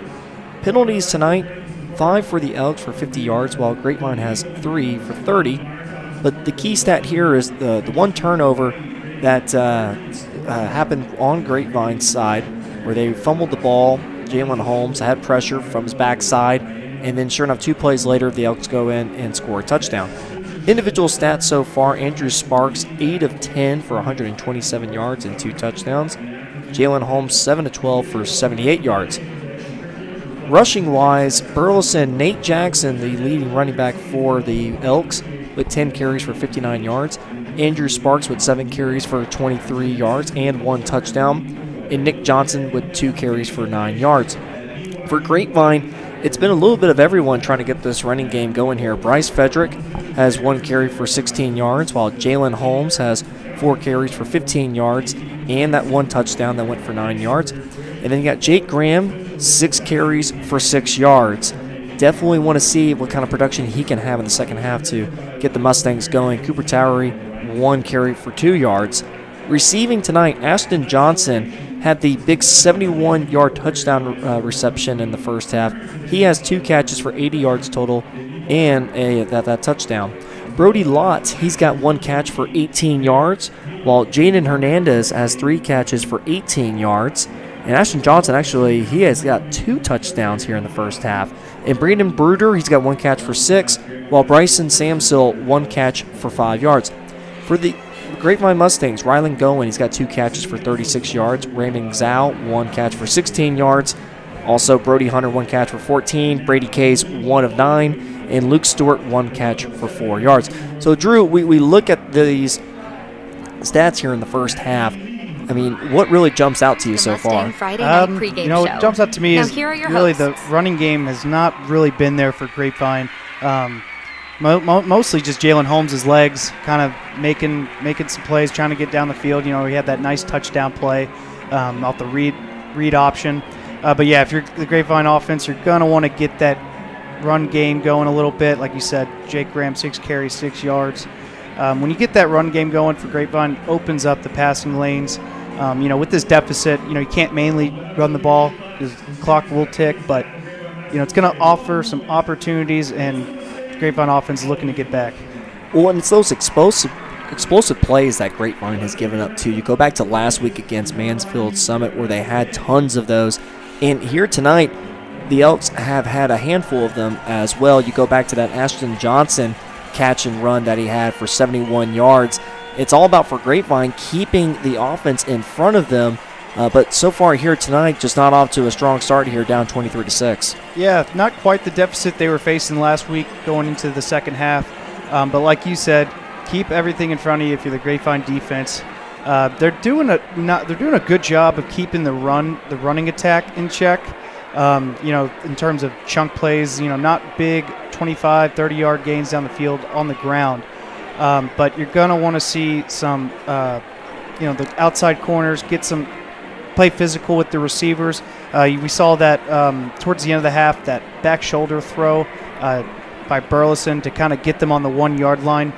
It's stuff like that they're going to want to fix up, and it really starts with just being physical on the outside. And I really do believe, as undersized, a little undersized Dalen Collins, but he's physical at the point of attack, and you're going to see him, get back on that outside.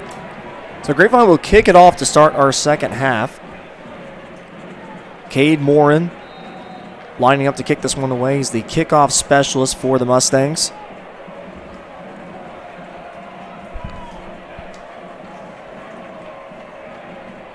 And with that, we are underway with the second half here in Grapevine.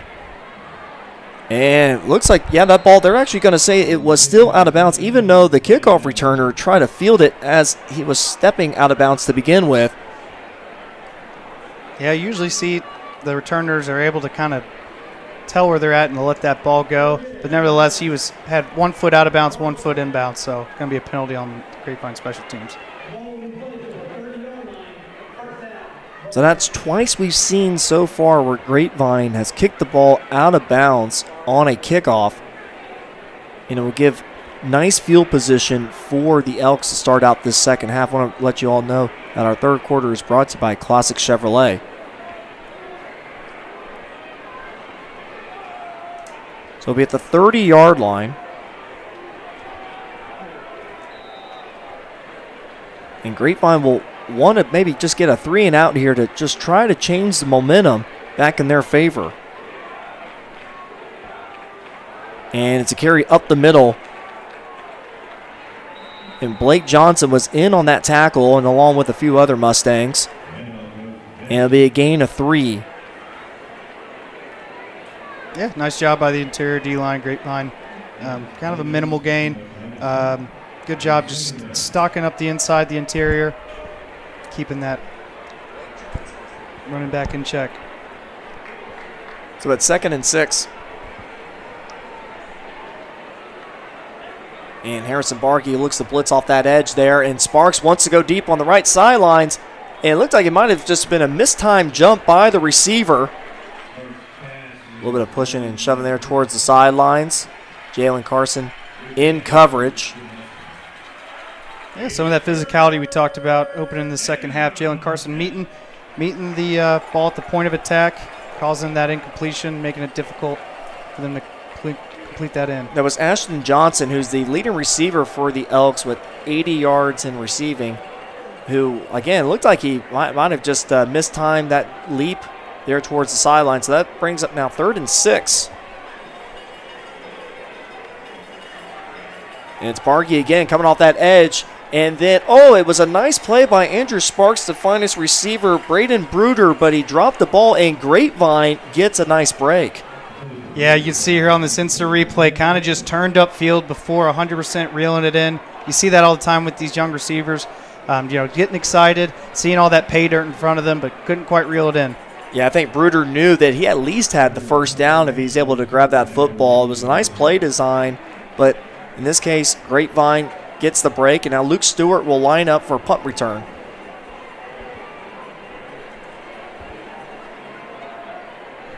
Back to punt this for the Elks is Braden Bruder.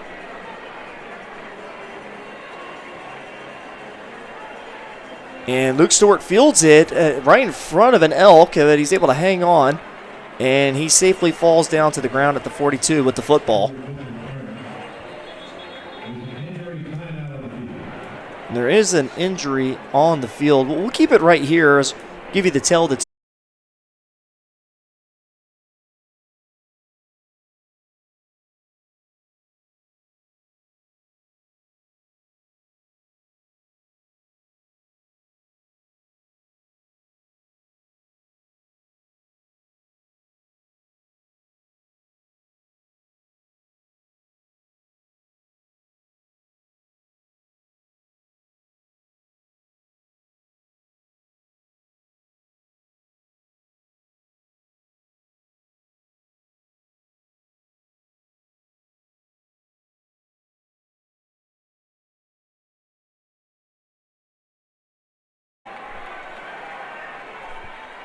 so 2nd and short.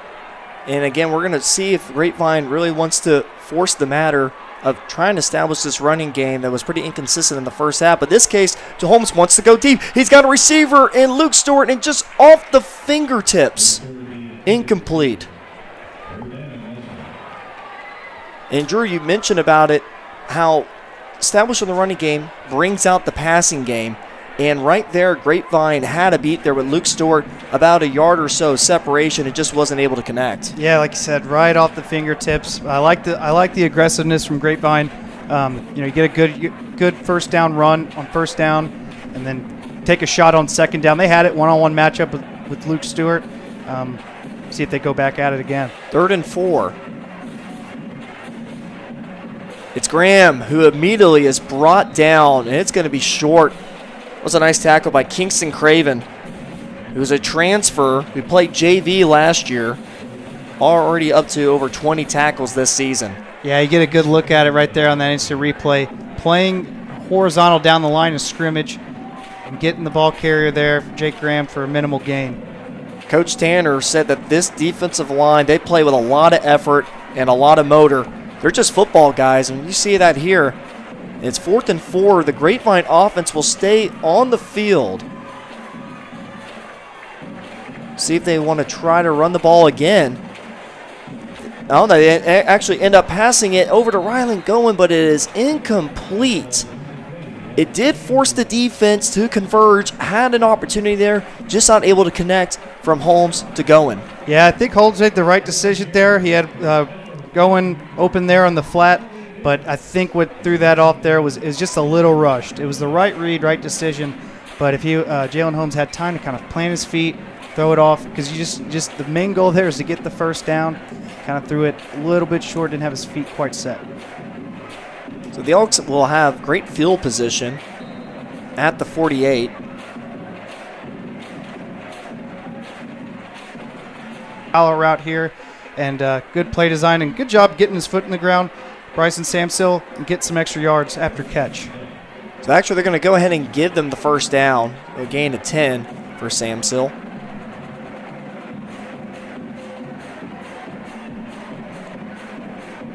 Sparks barking out orders. Now has his man in motion in Ashton Johnson, but he's going to give it off to Nate Jackson instead, and Jackson cuts up field, and it's a gain of 8. Yeah, Jackson's got that special ability to put his foot in the ground, get vertical, and before you know it, he's got an 8-yard gain. Yeah, Jackson, who pretty tough to bring down, and it's not because he's the biggest guy out there. He's very quick and very elusive. And again, the leader of this offense that they can depend on. 2nd and 2. It's Sparks on the right side, and it looked like at first he was going to be held short. Grapevine did all they could to keep him from gaining the first down marker. It's going to be close. And they're going to say 3rd and inches. So Grapevine, again, with another opportunity defensively in the second half to try to get off the field. So the Elks bring in some replacements. And again, you have to look at the guys down at the defensive line. You got Cedric Hicks, Blake Johnson, along with Jake Cockrum.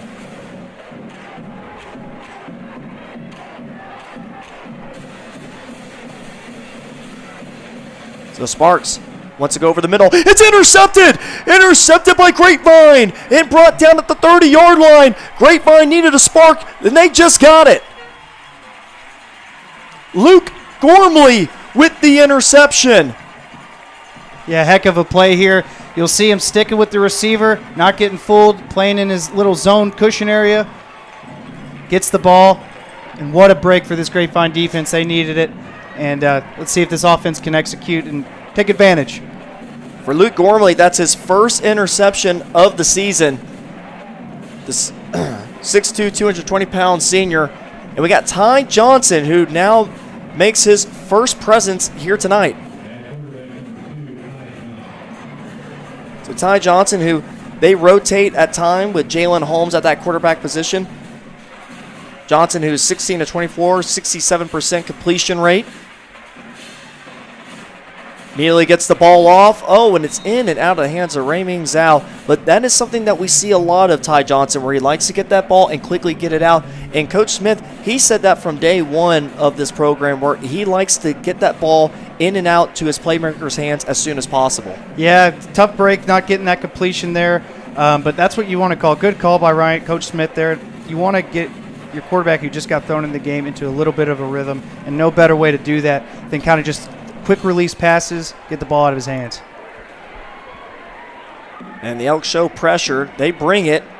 Johnson rolls out, keeps his eyes downfield, and it's caught by Brody Hunter. And Brody able to shake off a tackler and is brought down on the other side of the field to the 48. And what is the biggest passing play of the night for Grapevine? Yeah, I love the play design, kind of a design scramble drill. You saw Burleson run it last drive, so you got an intermediate route, a shallow route, Rawlings out, and then they hits Brody Hunter there in that intermediate route and able to get some yards after catch. And there is an injury on the field, but Ty Johnson giving a little spark to this offense for Grapevine. We mentioned about his 67% completion rate. He also has 166 yards passing with 1 touchdown.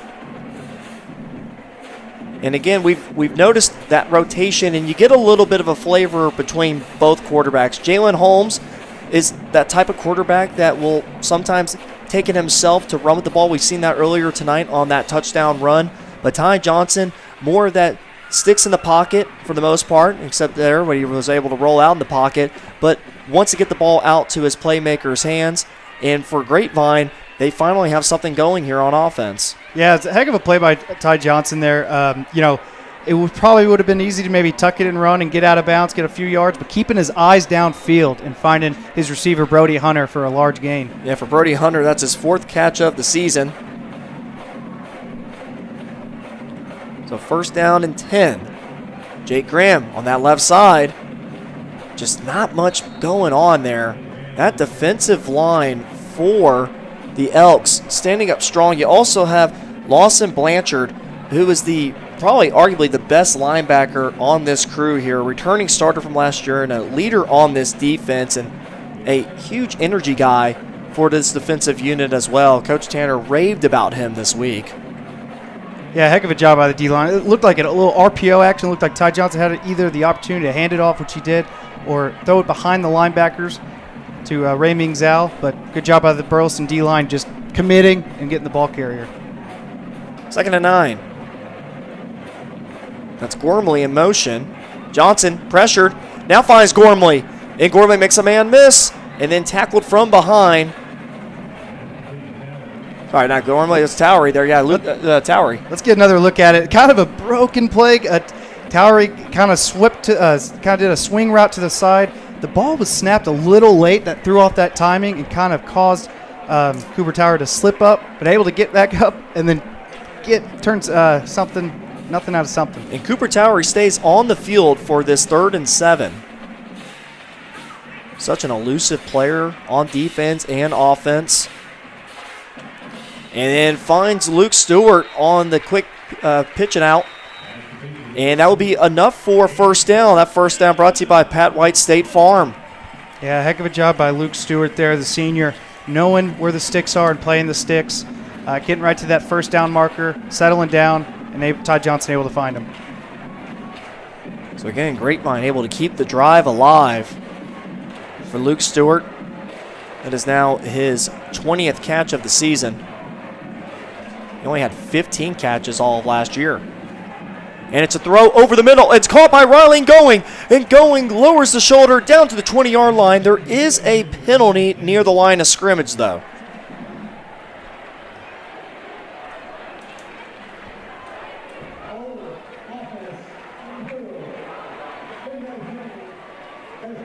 Okay, so it looked like a hold. I was going to say maybe you see one of those rare, in high school, legal man downfield with the RPO action there, but it took a hold. Yeah, well, hopefully they don't call that as closely here as they do at the college and pro level. It seems like almost every weekend there's a handful of those calls being made. So that makes it 1st and 20. So Grapevine's got some room to make up. Cooper Towery still in the game. Ty Johnson gets the ball out, and it's going to be just a little bit outstretched hands of Ray Ming Zhao. Yeah, Ty Johnson having to get that ball out quick. Couldn't quite find his receiver, Ray Ming Zhao, there on the outside. Going to have to get, I think this is going to be, where you get a good chunk of this yardage back. Just the goal is to move the chains. Yeah, in coverage was Jaden Flournoy. We mentioned about him earlier, returning that 2-point conversion, the Boise State commit. A hungry football player, to say the least. As Towery in motion. Johnson wants to go over the middle. Oh, and it might have been a point where the defender got there just a second too early, and Coach Smith is irate right now not getting that call. Yeah, I think he has a case. Looked like the free safety there, Jaden Thurston, I think it was. We'll check it out on this Gray Mark Insurance Instant Replay. Luke Stewart running a post route. Yeah, it looked like he got there a tad bit early to break up that pass. Burleson defense catches a break there. Yeah, Coach Smith threw down the headset, and he still worked up down there, and he might have a case. With it being 3rd and 20, we'll see how aggressive Grapevine wants to get. Johnson rolls to the right, keeps his eyes downfield again, and then tries to make something out of nothing and almost throw into an interception. It's incomplete instead, and so Grapevine was sent off the punt team. Yeah, Ty Johnson kind of ran out of real estate there, heading towards the sideline. You could see his receivers fighting to get open, but not enough time and couldn't quite convert. And you see down there on the sidelines, Coach Smith, he is still going after a couple of the referees for that missed call. And again, to your point, Drew, it looked like it was at least a second early. Yeah, I think it was clear as day. Refs definitely missed one. So Holmes will have this ball go out of bounds, and we'll just see where they place the ball. And they're going to say it's actually at the 26-yard line where the Elks will take over.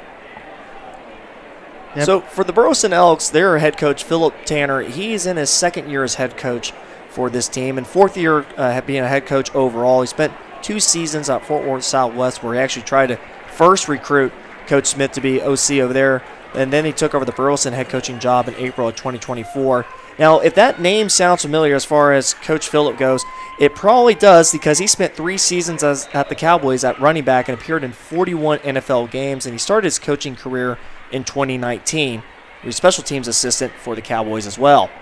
And then Luke Gormley is there to greet the ball carrier ferociously and bring him down. Nice hit there by Luke Gormley. Yeah, that's what you're talking about when you're saying play downhill. Meet the ball carrier at the line of scrimmage.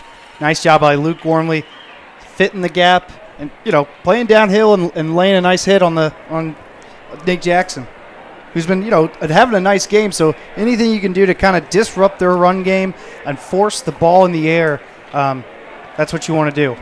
Yeah, you got to definitely make the ball carrier think at times. And Luke Gormley already over 60 tackles for the season. It's Jackson on that right side. And again, Luke Gormley able to bring him down what looked like it could have been a home run play at first. Yeah, I was just about to say that. You'll live with that if you're the Grapevine defense. You see on this instant replay here, good job of just, we always talk about minimalizing the chunk plays. And that's how you do it right there. Just kind of funnel and cause a 3rd down. So it's 3rd and 3. Sparks over the middle. Oh, and he has his receiver now. Is it caught, though? That looked pretty questionable.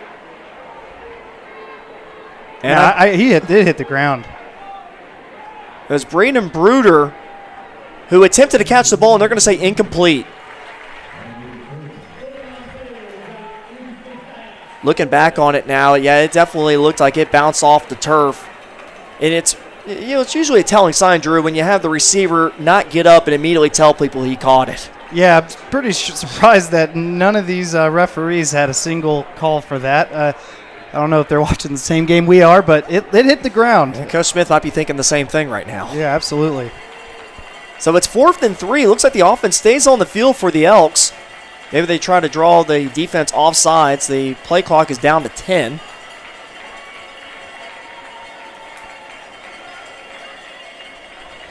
Down to 2, 1. And with that, it looks like, they're just going to try to draw the defense off sides, and that flag comes out. So we'll get a delay game here.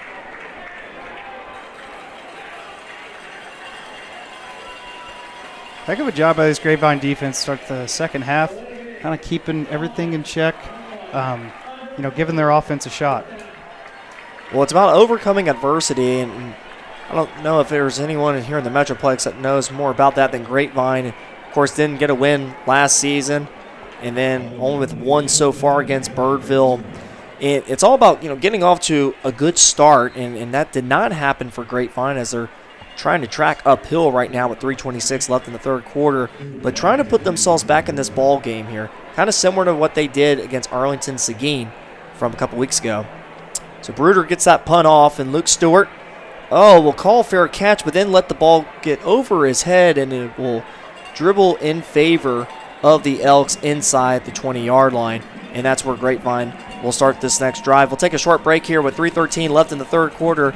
Our score 23-6, Elks lead. You're watching Mustang Friday Night on Tradio.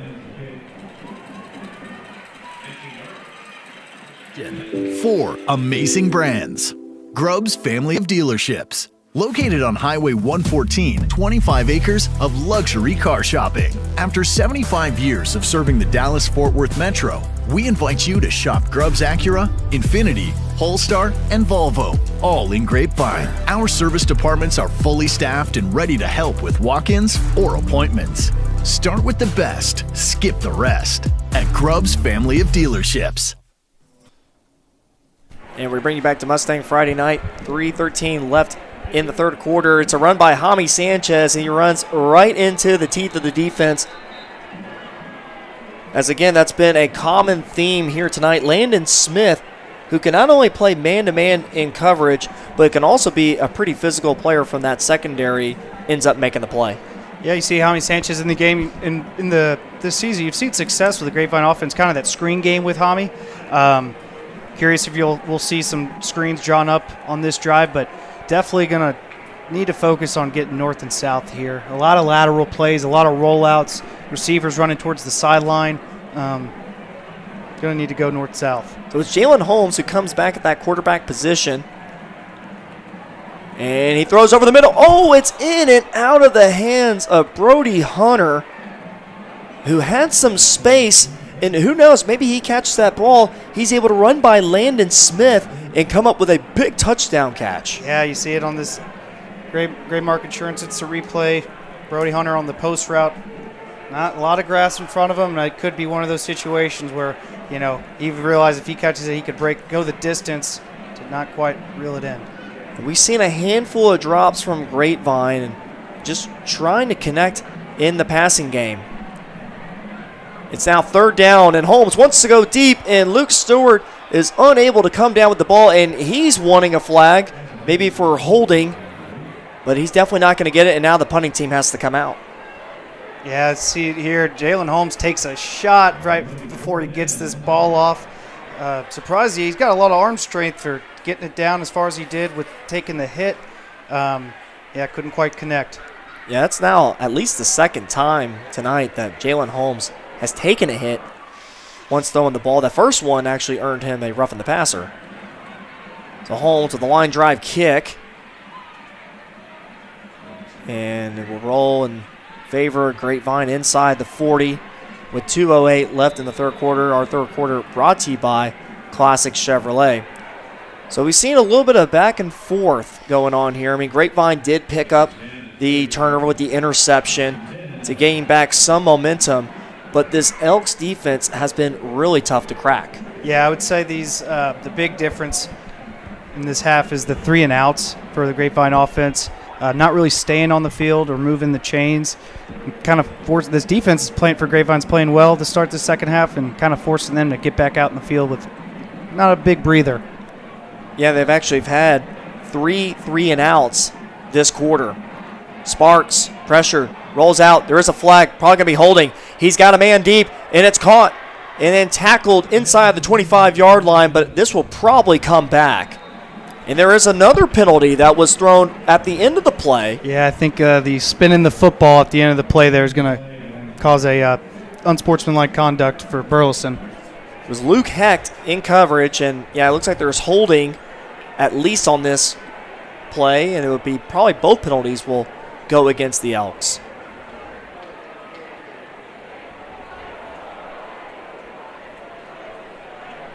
As the referees try to get this all figured out here. We'll see how they want to call this, because that unsportsmanlike conduct was after the play. They want to see if they were going to tack that on along with the holding, which it looks like they might be doing.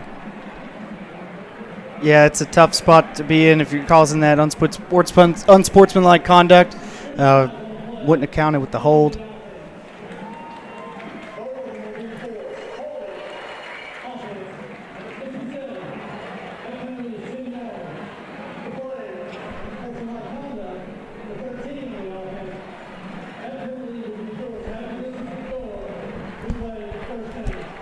So that is a huge turn of events there, as not only do they get the Elks for the holding, but they're going to also tack on 15 more yards for the unsportsmanlike conduct penalty that came on after the play.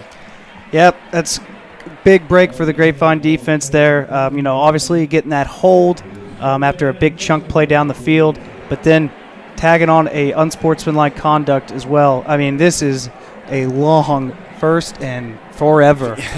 No kidding. The ball at the 14-yard line. To gain a first down, it's going to have to go all the way to the 48. And you know what? Why don't you just go ahead and tack on 5 more, they say. Beep, beep, beep. Chuck's backing up. Yeah, I was going to say, what is that sound? Sound of the offense going backwards. Minute 49 left in the third quarter, and Grapevine has a golden opportunity defensively with this first down being first and 34 now.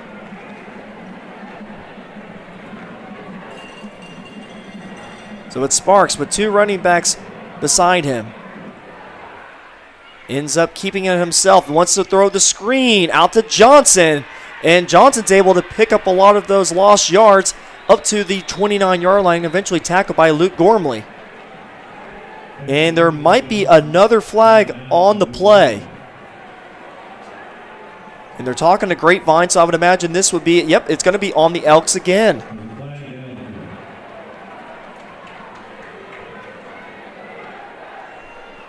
Well, if you're the Elks, at this point, you just have to have a come down to earth type of moment here and realize what's going on, because right now they are now approaching about 100 yards and penalty yards tonight. And I'm thinking if you're a Grapevine defense and you see Burleson staying aggressive with all this, this first and forever to get to the first down, if you're Grapevine defense seeing Burleson staying aggressive like that, you're looking for a turnover. Yeah. Especially on this side of the field, whether that be a fumble, a interception, but hey, strip sack, whatever it could be. But you really if they're going to stay aggressive, that is Burleson's offense. Grapevine defense could take advantage of it. Well, to your point, Drew, it's all about just pinning your ears back and possibly making a play where you sack Sparks in the end zone, or maybe come up with another turnover through an interception. And for the Grapevine defense, I mean, they really haven't had to do much on this drive other than have the Elks kick themselves in the rear end here with these penalties, bringing it down to inside the 10-yard line. Now, this drive started on their own 38 and have just been going backwards ever since. Yeah, no doubt. We were talking about, the Grapevine offense having 3 and outs and not giving their defense much of a breather. Refs and Burleson offense, with their mistakes, are giving this defensive unit a nice breather. You see the timeout that was just called there, a little huddle up, regroup, see how they want to attack here. But, yeah, you got to be thinking turnover if you're this linebacker core. 1st and 40. Take a picture, because not many times you see that. Sparks hands it off to Jackson. And Jackson runs into a wall of Mustangs out there towards the perimeter. Mustangs were ready for it. Yeah, that was Jalen Carson there screaming down from the safety spot, keeping contained and making have that Nate Jackson funnel back in to the rest of the linebacker crew to finish the job. Yeah, Jalen Carson, who's had plenty of moments this season, including an interception early on in the Everman game. Has the measurables, as Coach Smith has mentioned before. Sparks wants to go deep on that right sideline, and it's incomplete. Almost was actually intercepted by Linnell Randolph, and he comes up limping just a tad, but nice play in order to shut that play down. Yeah, a couple nice plays in a row from this secondary. You'll see here Lionel Randolph playing step for step. We talked about it to open the half. You'd like to see these outside cornerbacks, defensive backs get a little bit physical with these receivers. Don't make it easy completions. Make it difficult for the quarterback, Andrew Sparks, to complete it. Nice job. Good physicality there. Yeah, for Randolph, 6'1", 185-pound senior. He's got plenty of experience. Was a starter last year. So now it's 3rd and 38. Sparks over the middle. And it's complete. And able to stay on his feet is Ashton Johnson. And he's got no one in front of him except the end zone. and he's in for the touchdown. And what will be a 91-yard touchdown reception by Ashton Johnson, who goes over the century mark tonight in receiving. Yeah, way to reel that in. You'll see here on this replay, just a backbreaker for the Grapevine defense. You got a third and forever, a 90-plus yard pass play on third down to get across the end zone for Burleson. You really, nothing else to go back on, but just playing. You can really play center field if you're the secondary there, making sure there's nothing, especially a touchdown, nevertheless a first down on that play. Yeah, Grapevine had them where they wanted them, and to your point, Drew, just gave up contain, and the big play offense by the Elks, that's now 2 plays that have gone over 70 yards in touchdowns for them tonight. And it's that common theme, or it's the explosive plays that Grapevine keeps giving up, and it's definitely going to be another point of emphasis this upcoming week entering the bye. Yeah, no doubt. Chunk plays are 25-yard plus plays.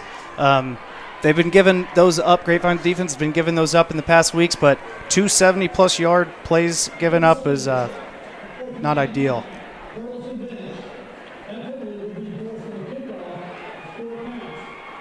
So it looks like unsportsmanlike conduct, we've seen a few of those as well, other than the explosive plays. And it's going to go on the Elks, so that will be applied on the kickoff. As the Elks line up to kick this extra point by Brennan Watson. Watson, who has missed 1 extra point tonight, gets this one away. And it's good. And our score now, 30-6, Elks lead here at Grapevine, homecoming for the Mustangs, as you're watching Mustang Friday Night on Tradio.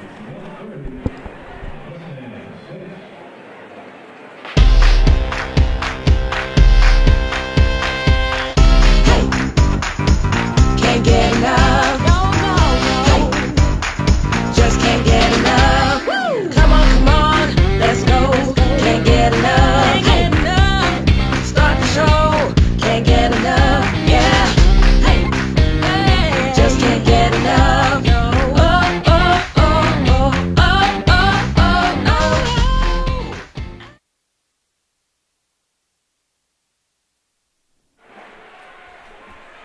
And we bring you back to Mustang Friday Night Live from Grapevine, Texas. And Grapevine with a backbreaker of a play on that Elks touchdown drive that started on their own 38, but it just went completely backwards all the way inside the 10-yard line. But it didn't matter because then they had the 91-yard touchdown catch from Ashton Johnson from Andrew Sparks. Yeah, kind of an unusual drive, starting off with all those penalties backing them up. First and forever, second and forever, eventually third down and forever. But, Burleson's able to get behind the defense. Jaden Hernandez, I believe that was. Ashton Johnson. Ashton Johnson. Get behind the defense, coming down with a pretty good, really difficult catch. Kept his feet moving and got in the pay dirt. Well, this is Ashton Johnson, who not only picks up his first 2 touchdowns of the season. Actually, I apologize. This is his 3rd touchdown of the night. But also, he only had 24 yards of receiving coming into the matchup. So for him, he is having a career day. Yeah, and the goal on the Burleson coaching staff was, get this young sophomore's confidence up. I think they've done that successfully so far in this game. Not many 70-plus, 90-yard catches in a game, so he's got one under his belt. Well, and this is an Elks team that had some youth last year and really started to try to turn the corner around towards the later part of last year. And they started out this season 2-0 in non-district play. Again, they're still trying to find their district win of the season. But this is a team that Coach Tanner really does believe in, and it's all coming back to the confidence that he was speaking about this week for them to gain. And he thought a lot of that good mojo from last year has transitioned into this year, and especially from even his younger players, such as an Ashton Johnson, such as a Bryson Samsill, who are sophomores at the wide receiver position. This Grapevine gets a reception for about a couple yards. And we will approach the end of the third quarter as well. The third quarter was brought to you by Classic Chevrolet as we tick down to 0. And we will go ahead and take a short break and come back with fourth quarter action with our score 30-6. Elks lead. You're watching Mustang Friday Night on Tradio. Design, the family-owned furniture store that North Texans trust for the best selection of quality furniture. Our showrooms are curated with a sharp focus on design, like this new, beautiful 3-piece sectional. New collections are arriving daily. With our price match guarantee, you can always rest assured that you will never overpay for furniture from Stacy's. Our family's commitment to offering the best in quality, style, and affordability is truly what sets us apart. Remember, if you're shopping at Stacy's, you're shopping with family. And you're not burning money.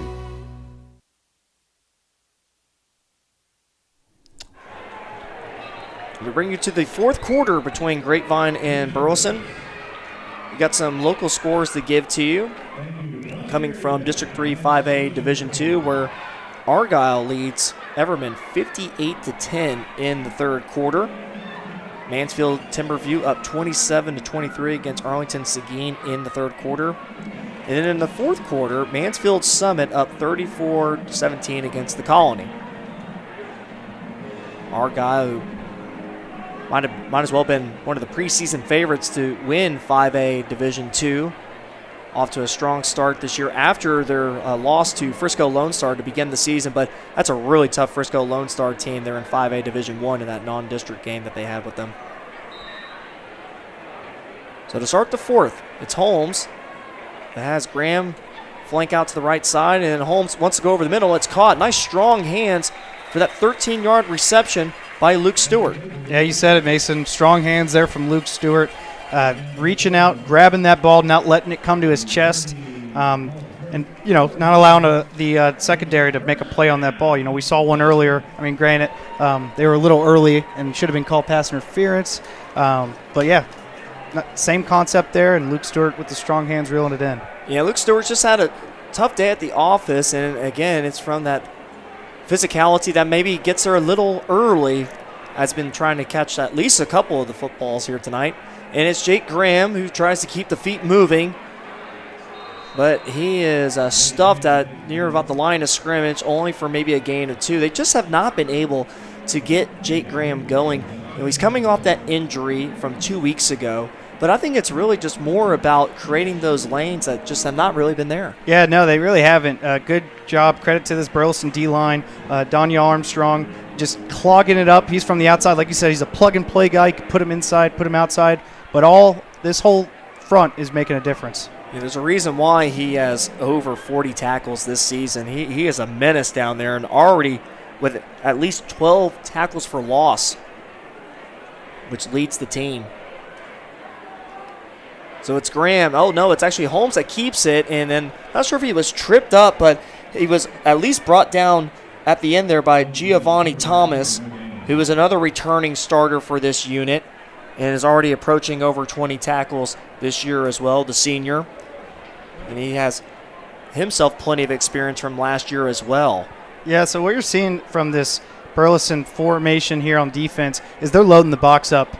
They're putting cornerbacks hat on a hat, man-on-man coverage on the outside, and having the D-line and linebackers just load that box up and stop the run. 3rd and 7. Holmes has a little bit of time, and then airmails it almost into the hands of the Elks. And then actually Brody Hunter almost had a play at it too, but it's going to fall incomplete. Lyndon Kilgore was the one that first got his paws on it. Yeah, tough play here from Brody Hunter. On the outside. If you see on the top of your screen there, Rayming Zhao, that is, on the flag route, he's wide open in the end zone. Jalen Holmes couldn't quite locate him. Found his guy, Brody Hunter, but tough play. Kind of a jump ball scenario there on the sideline. So Grapevine will keep the offense on the field. You imagine that would be probably the right call, down 30-6 as we are in the early parts of the fourth quarter.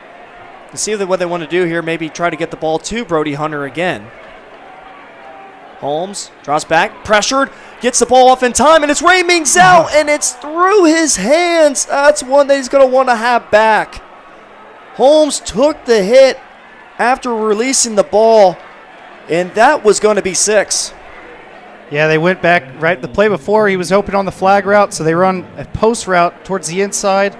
Good, nice route, putting his foot in the ground, but could not quite reel it in. Yeah, for Zal, I know he's already kicking himself on that, but, I mean, of course, he'll have plenty more opportunities. I mean, this is a 5'8", 155-pound junior who is quite an electric wide receiver and can make plenty of plays, and we've seen that this season. Very uncharacteristic for him to come down with that drop. Yeah, an excellent route. You know, putting his foot in the ground, playing with leverage, got open because of it. He'll get that back.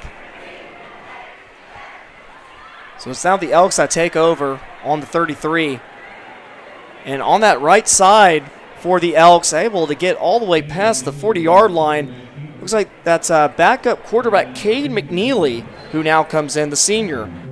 It's 5 of 7 for 71% completion rate, 41 yards, 2 touchdowns, along with now 6 carries for over 30 yards this season. Yeah, it's a scary sight for those guys on the outside for Grapevine's defense because you had Paxton White, Mr. Pancake Block, running, leading the way there, going after those secondary. Yeah, he's got at least 12 this season of those pancakes. And then Nate Jackson, who's a force to be reckoned with, but he fumbled the ball.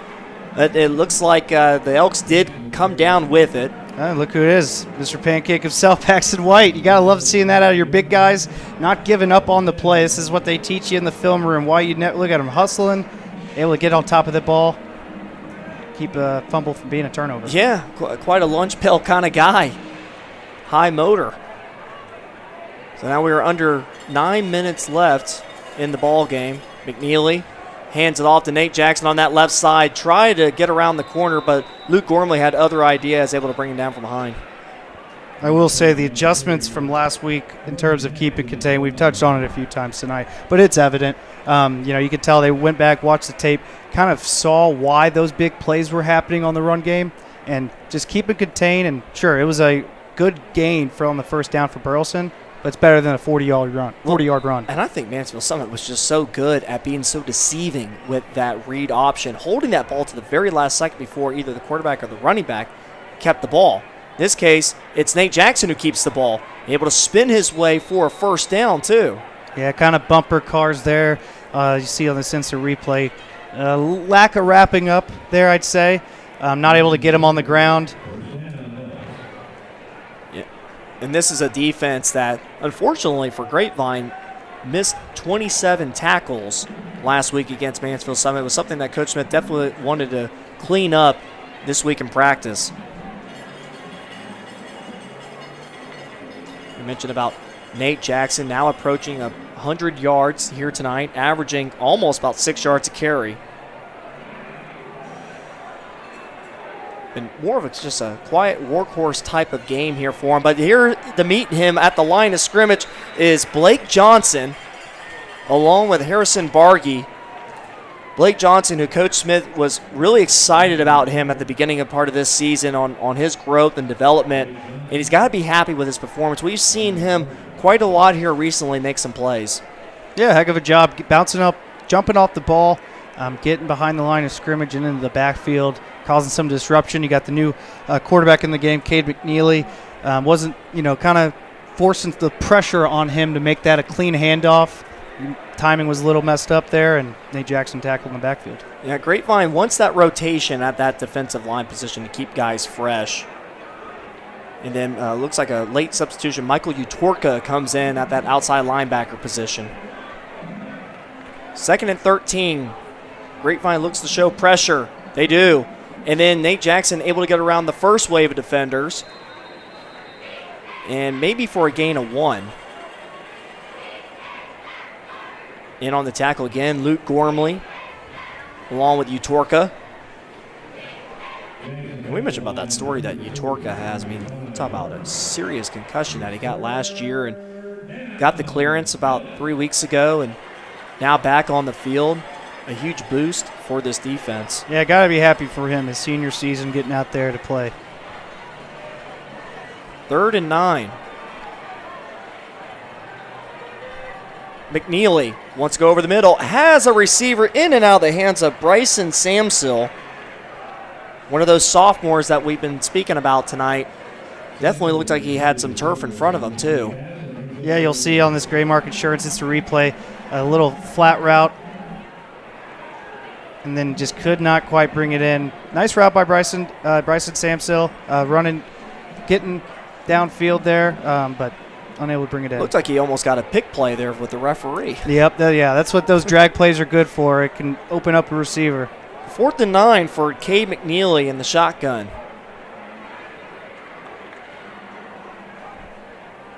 And he wants to go deep. He's got a receiver, but it might be incomplete. No, it actually is caught. There for a second, looked like Grapevine was going to be able to make the play on the ball. It was Maddox Broyles, but in this case, the Elks score the touchdown. Heck of a play here. Cade McNeely putting it exactly where it needed to be. It looked like Max Broyles had a shot at it, but good concentration there from Jaden Hernandez to bring that in. We weren't quite sure from our vantage point if he did reel it in or if it got deflected, but sure enough, it landed in the breadbasket for Jaden Hernandez and 6 points. Yeah, you're right, Drew. I mean, it looked like there for a second Broyles was going to be able to make a play because, yes, Hernandez did have good amount of separation from the defender. We got a call on the field.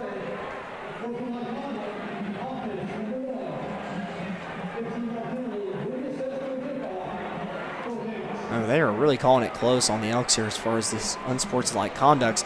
But yeah, Hernandez definitely, to your point, Drew, he had a step on the defenders, but Broyles, who's playing that center field position and just isn't able to come up with what would have been a nice over-the-shoulder catch. Yeah, but I think if the coaching point there is play for the pass deflection. If you get the interception, you're probably going to be in the end zone touchback or even worse, maybe at the 1. So I think the teaching point there is play the deflection, not the interception. Extra point attempt by Brennan Watson. Oh, they're not going to be able to get a chance to kick it. And in this case, they throw a free-for-all attempt in the end zone. It's incomplete. And so that keeps our score now at 36-6 with 5:58 left in the fourth quarter here at Mustang Panther Stadium. We'll take a short break and come back with the final minutes here in tonight's ball game. You are watching Mustang Friday Night on Tradio. Compass Church is for you. Join us each week to experience great music, a message that applies to your everyday life, as well as programming for your kids and students to engage on their level. Learn more at compass.church. We bring you back to Grapevine, Texas. Homecoming night for Grapevine. The homecoming festivities went on all throughout the week. Had the parade down Main Street in Grapevine. A beautiful sight that is. Historic as well. And not too long from now, we'll be full of festivities from the holidays coming in. Oh, yeah. No, Grapevine Main Street's a fun place to be, especially at this time of year, fall going into winter. Like you said, the holidays, Main Street going on with, homecoming weekend and then the Christmas capital of Texas. A lot to do down there. So that touchdown drive for Burleson started on their own 33-yard line, and 7 plays later ended up in a 35-yard touchdown catch from Jaden Hernandez.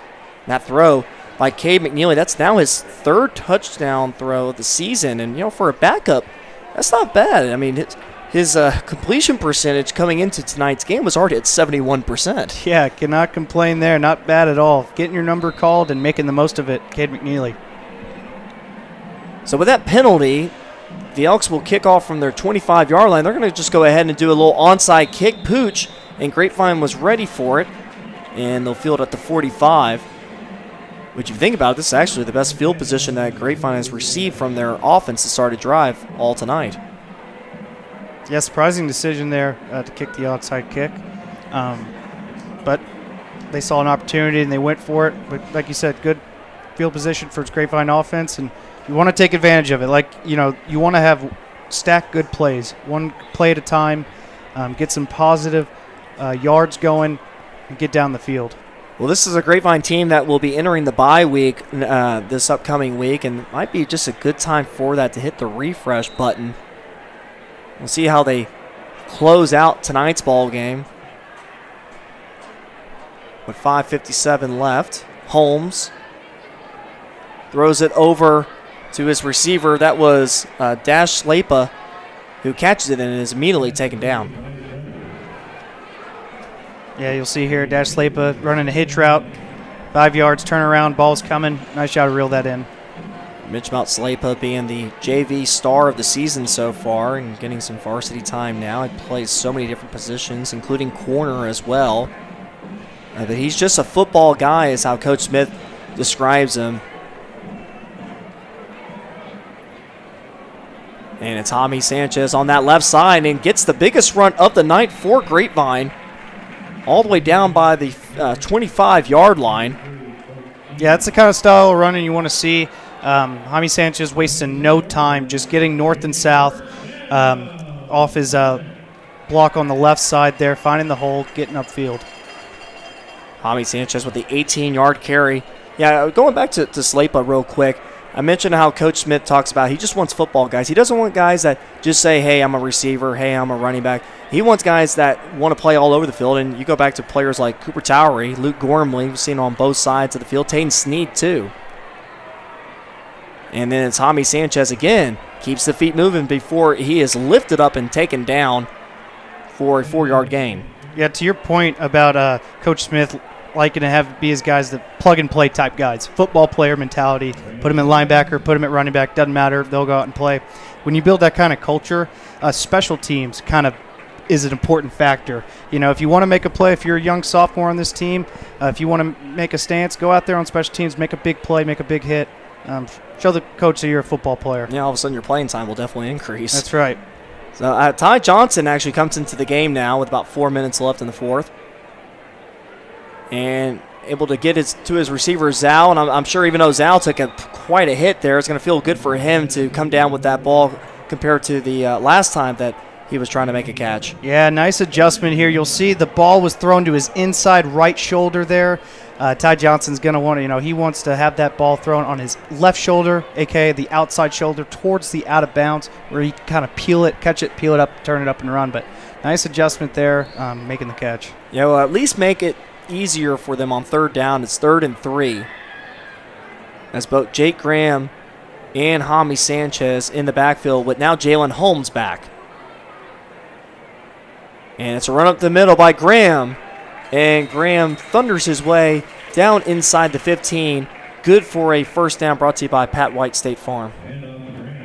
Yeah, nice play design. You got the two backs in the backfield. Jaime Sanchez running kind of a swing route. The purpose of that swing route over in motion is to kind of spread out the linebackers.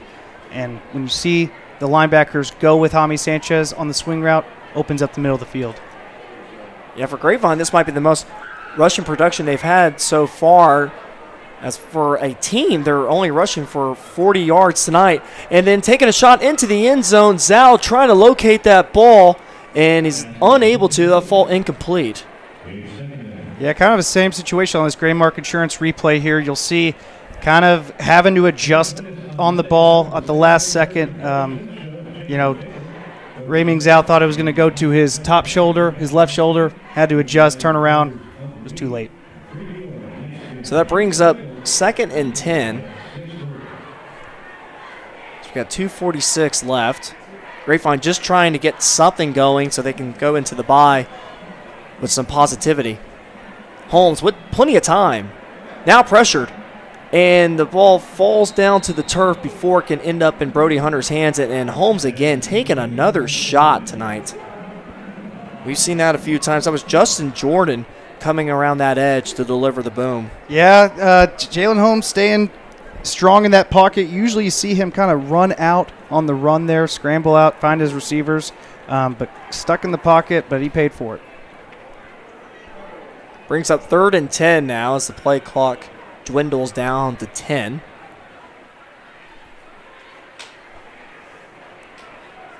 And for Holmes, he's got 2 receivers stacked up on that left side. But they go ahead and hand it off to Jake Graham. And Graham able to get by one tackler. He's got a lead blocker in front of him. Keeps the feet driving down inside the 2-yard line.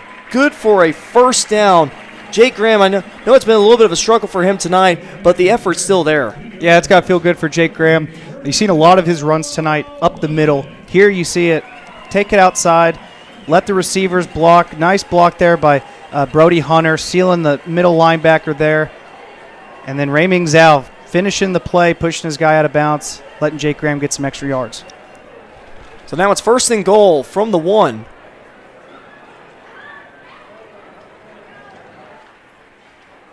And it's a throw over to Brody Hunter, and he is in for the touchdown.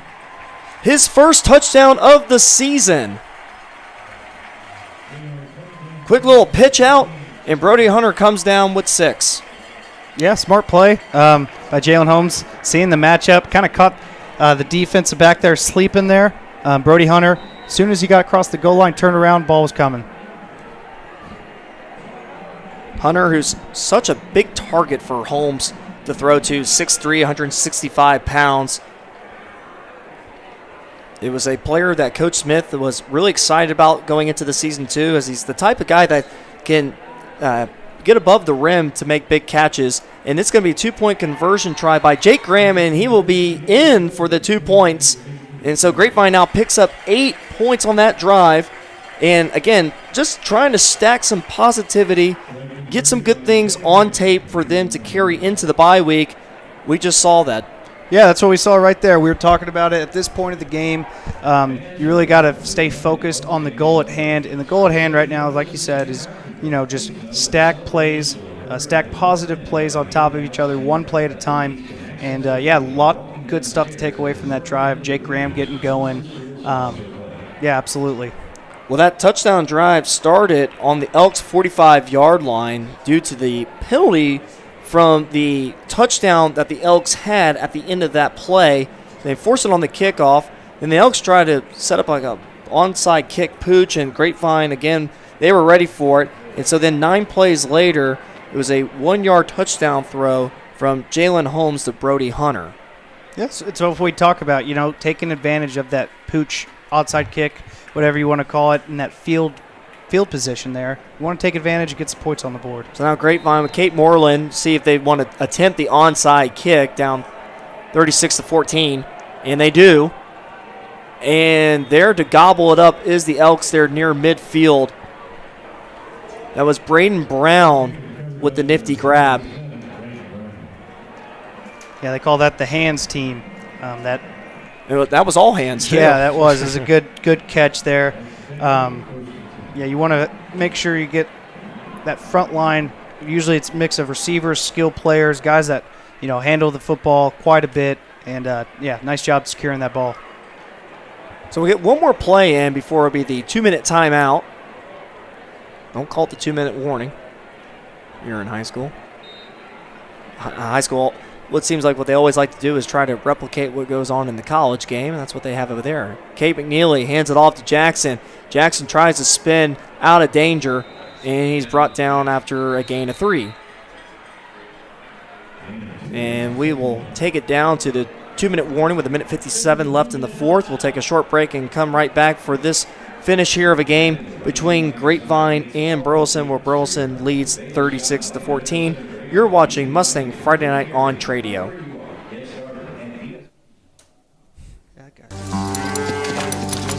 American Power. Texas Drive. Classic Chevrolet. #1 in the world. Limited time. A special selection of new Chevys. More than anyone. All priced below market value. Plus, pre-owned values are up again. We're paying top dollar for trades. You could upgrade to a lower payment. Get started now at ClassicChevrolet.com. Well, we bring you back with 1:57 left in the 4th quarter. And Drew, you couldn't help but notice there has been someone that's been playing some pretty good football there at that left tackle position for the Elks. Yeah, absolutely. Paxton White there, the sophomore left tackle, leads the team with 12 pancake blocks. He's had a couple tonight. Well, and then Grapevine, who had a golden opportunity to bring down the ball carrier about the line of scrimmage, but credit, though, to Nick Johnson to get out of harm's way and pick up a positive gain. So Grapevine, they will still be searching for their first district win as they enter the bye week here at homecoming. It's been a great crowd down here in Grapevine, Texas. Homecoming, such a big deal for the Mustangs. I mean, Drew, you remember your days of homecoming? Were you big, Mom and Gardner kind of? I mean, it's a lot of work that goes into that. You know? It definitely is. I was more focused on the game at hand, I'll say, but yeah, I definitely had to make sure. There's a fumble by Grapevine, and it looks like Grapevine actually will come up with the fumble recovery. As the refs discuss on if the ball carrier was down or not, it looked like he was not. And they're actually going to say yes, that the Elks were down by contact, down on the ground, and they'll keep the ball. Now, there's a lot of confusion that's going on down in the field right now because the Elks looked like they were actually going to take their offense off. The defense stayed on for Grapevine the entire time. And so now it's actually going to be the punting team that will come out on this 4th and 2. I thought maybe at this point with how the offense has played for the Elks in this side of the field, they would just keep their offense on. Grapevine's in their defensive front in case it was going to be a fake, but this will not. And that ball will settle down at about the 16-yard line. Yeah, for Grapevine, with it being homecoming, obviously there's a lot of anticipation that goes into it. And Drew, you just mentioned about it.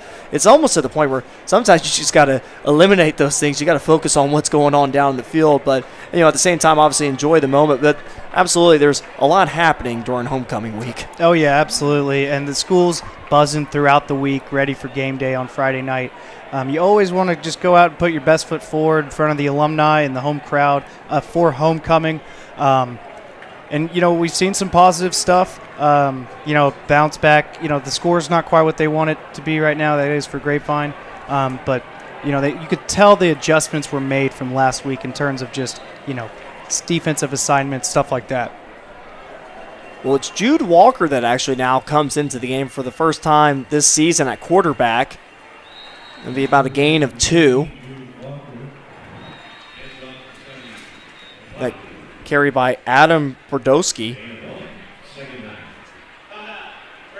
And Grapevine will get a timeout in with 16 seconds left. We'll keep it here as we approach the final seconds of the game. Yeah, going back to that homecoming thing, Drew, it almost seems like the Mums now, all they are doing is just getting bigger and bigger each homecoming season, almost to the point you can't even see the person wearing the mum anymore. Yeah, no, I'm starting to think one of these days there's going to be a plasma screen TV attached to one of them. They go above and beyond around here, even over in Colleyville in this area, in this school district in general. They've always done a good job of showing out for homecoming. Yeah, I always got a feel for the person that has to put that stuff together, but it's quite a project. Oh, absolutely. I think it surpasses arts and crafts, that's for sure. So the offense comes back on the field after that quick timeout for Grapevine. And again, it's Jude Walker who is taking over that quarterback position to close out tonight's ball game. And then Grapevine's offensive line able to carry along the ball carrier. That's Brodowski up to the 25-yard line. And that will be it from Grapevine, Texas here as our final score 36-14 as the Elks have earned their first district win of the season. And Grapevine will enter the bye still seeking that first district win. Give some time to rethink things over. But you look at some of the stats here that we have between these two teams tonight. Burleson had 415 total yards of offense compared to Grapevine at 207. The rushing attack for Burleson, now this is a team that averages 223 yards per game on the ground. This night, not as much, still though 154. But for Grapevine, only 76 yards of rushing. And this is a rushing attack that averages 143 per game usually. The penalties, I think, are the only thing that the Elks will really be focusing on going forward with all the unsportsmanlike conduct. So they had 90 yards of penalties on 10 penalties total here tonight, while Grapevine only had 4 penalties for 40. The turnovers, 1 on each side. Jalen Holmes had that fumble in the first half, while in the second half, Grapevine was able to create a turnover with that interception by Luke Gormley. Give you some individual stats before we close this out here. Andrew Sparks, the starting quarterback for the Elks, was 10 of 17 for 3 touchdown passes and 1 interception, 226 yards passing. While Jalen Holmes, he was 11 of 25 for 96 yards and 1 touchdown. And Ty Johnson had his moment tonight when he did come in sparingly, 4 of 7 for 35 yards. Now for the rushing, Nate Jackson did have 22 carries for 109 yards. Andrew Sparks, 8 carries for 25 yards and a touchdown. Jake Graham, 12 carries for 31 yards. Just, again, very unusual numbers from him, but you have to give the credit to the Elks defense. They were ready for him. Jaime Sanchez had 3 carries for 21. Finishing off receiving, Ashton Johnson, 3 catches, 169 yards, and 3 touchdowns. You want to talk about efficiency there and explosiveness. Jaden Hernandez, 4 catches for 53 yards and 1 touchdown. And then for Grapevine, Brody Hunter, 3 catches for 38 yards, 1 touchdown, his first of the season. And Rylan Goen, 2 catches for 18 yards. Luke Stewart, 3 catches for 22. And Ray Ming Zhao, 3 catches for 22 yards too. Drew, we look back at all these stats here, and we talk about that offensive production that the Elks had. And I think when you go back on this game, that's probably the biggest thing to take away from this. Yeah, I'd say, not every game you can look at the box score and it'll actually tell you exactly how the game went out. Sometimes you could have more yards, end up losing, stuff like that. But this is one of those games where the box score and the stats really do paint the picture. You got Burleson with 400 yards, almost double the yards that Grapevine has. And then you look at the scoreboard, almost double the points. So, one of those games where the box score really does tell the truth and shows. But I want to talk about the bye week next week for Grapevine. There's never a bad time for a bye. Whether you're on a win streak, whether you're on a losing streak, a bye is always an opportunity to get to work and refocus the group.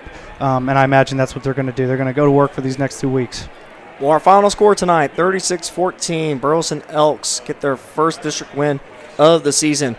For Drew Doherty and for our producer London and myself, Mason Doherty, appreciate you listening and watching us here tonight, where Grapevine, again, comes up empty here on the 36-14 loss. You've been watching Mustang Friday Night on Tradio.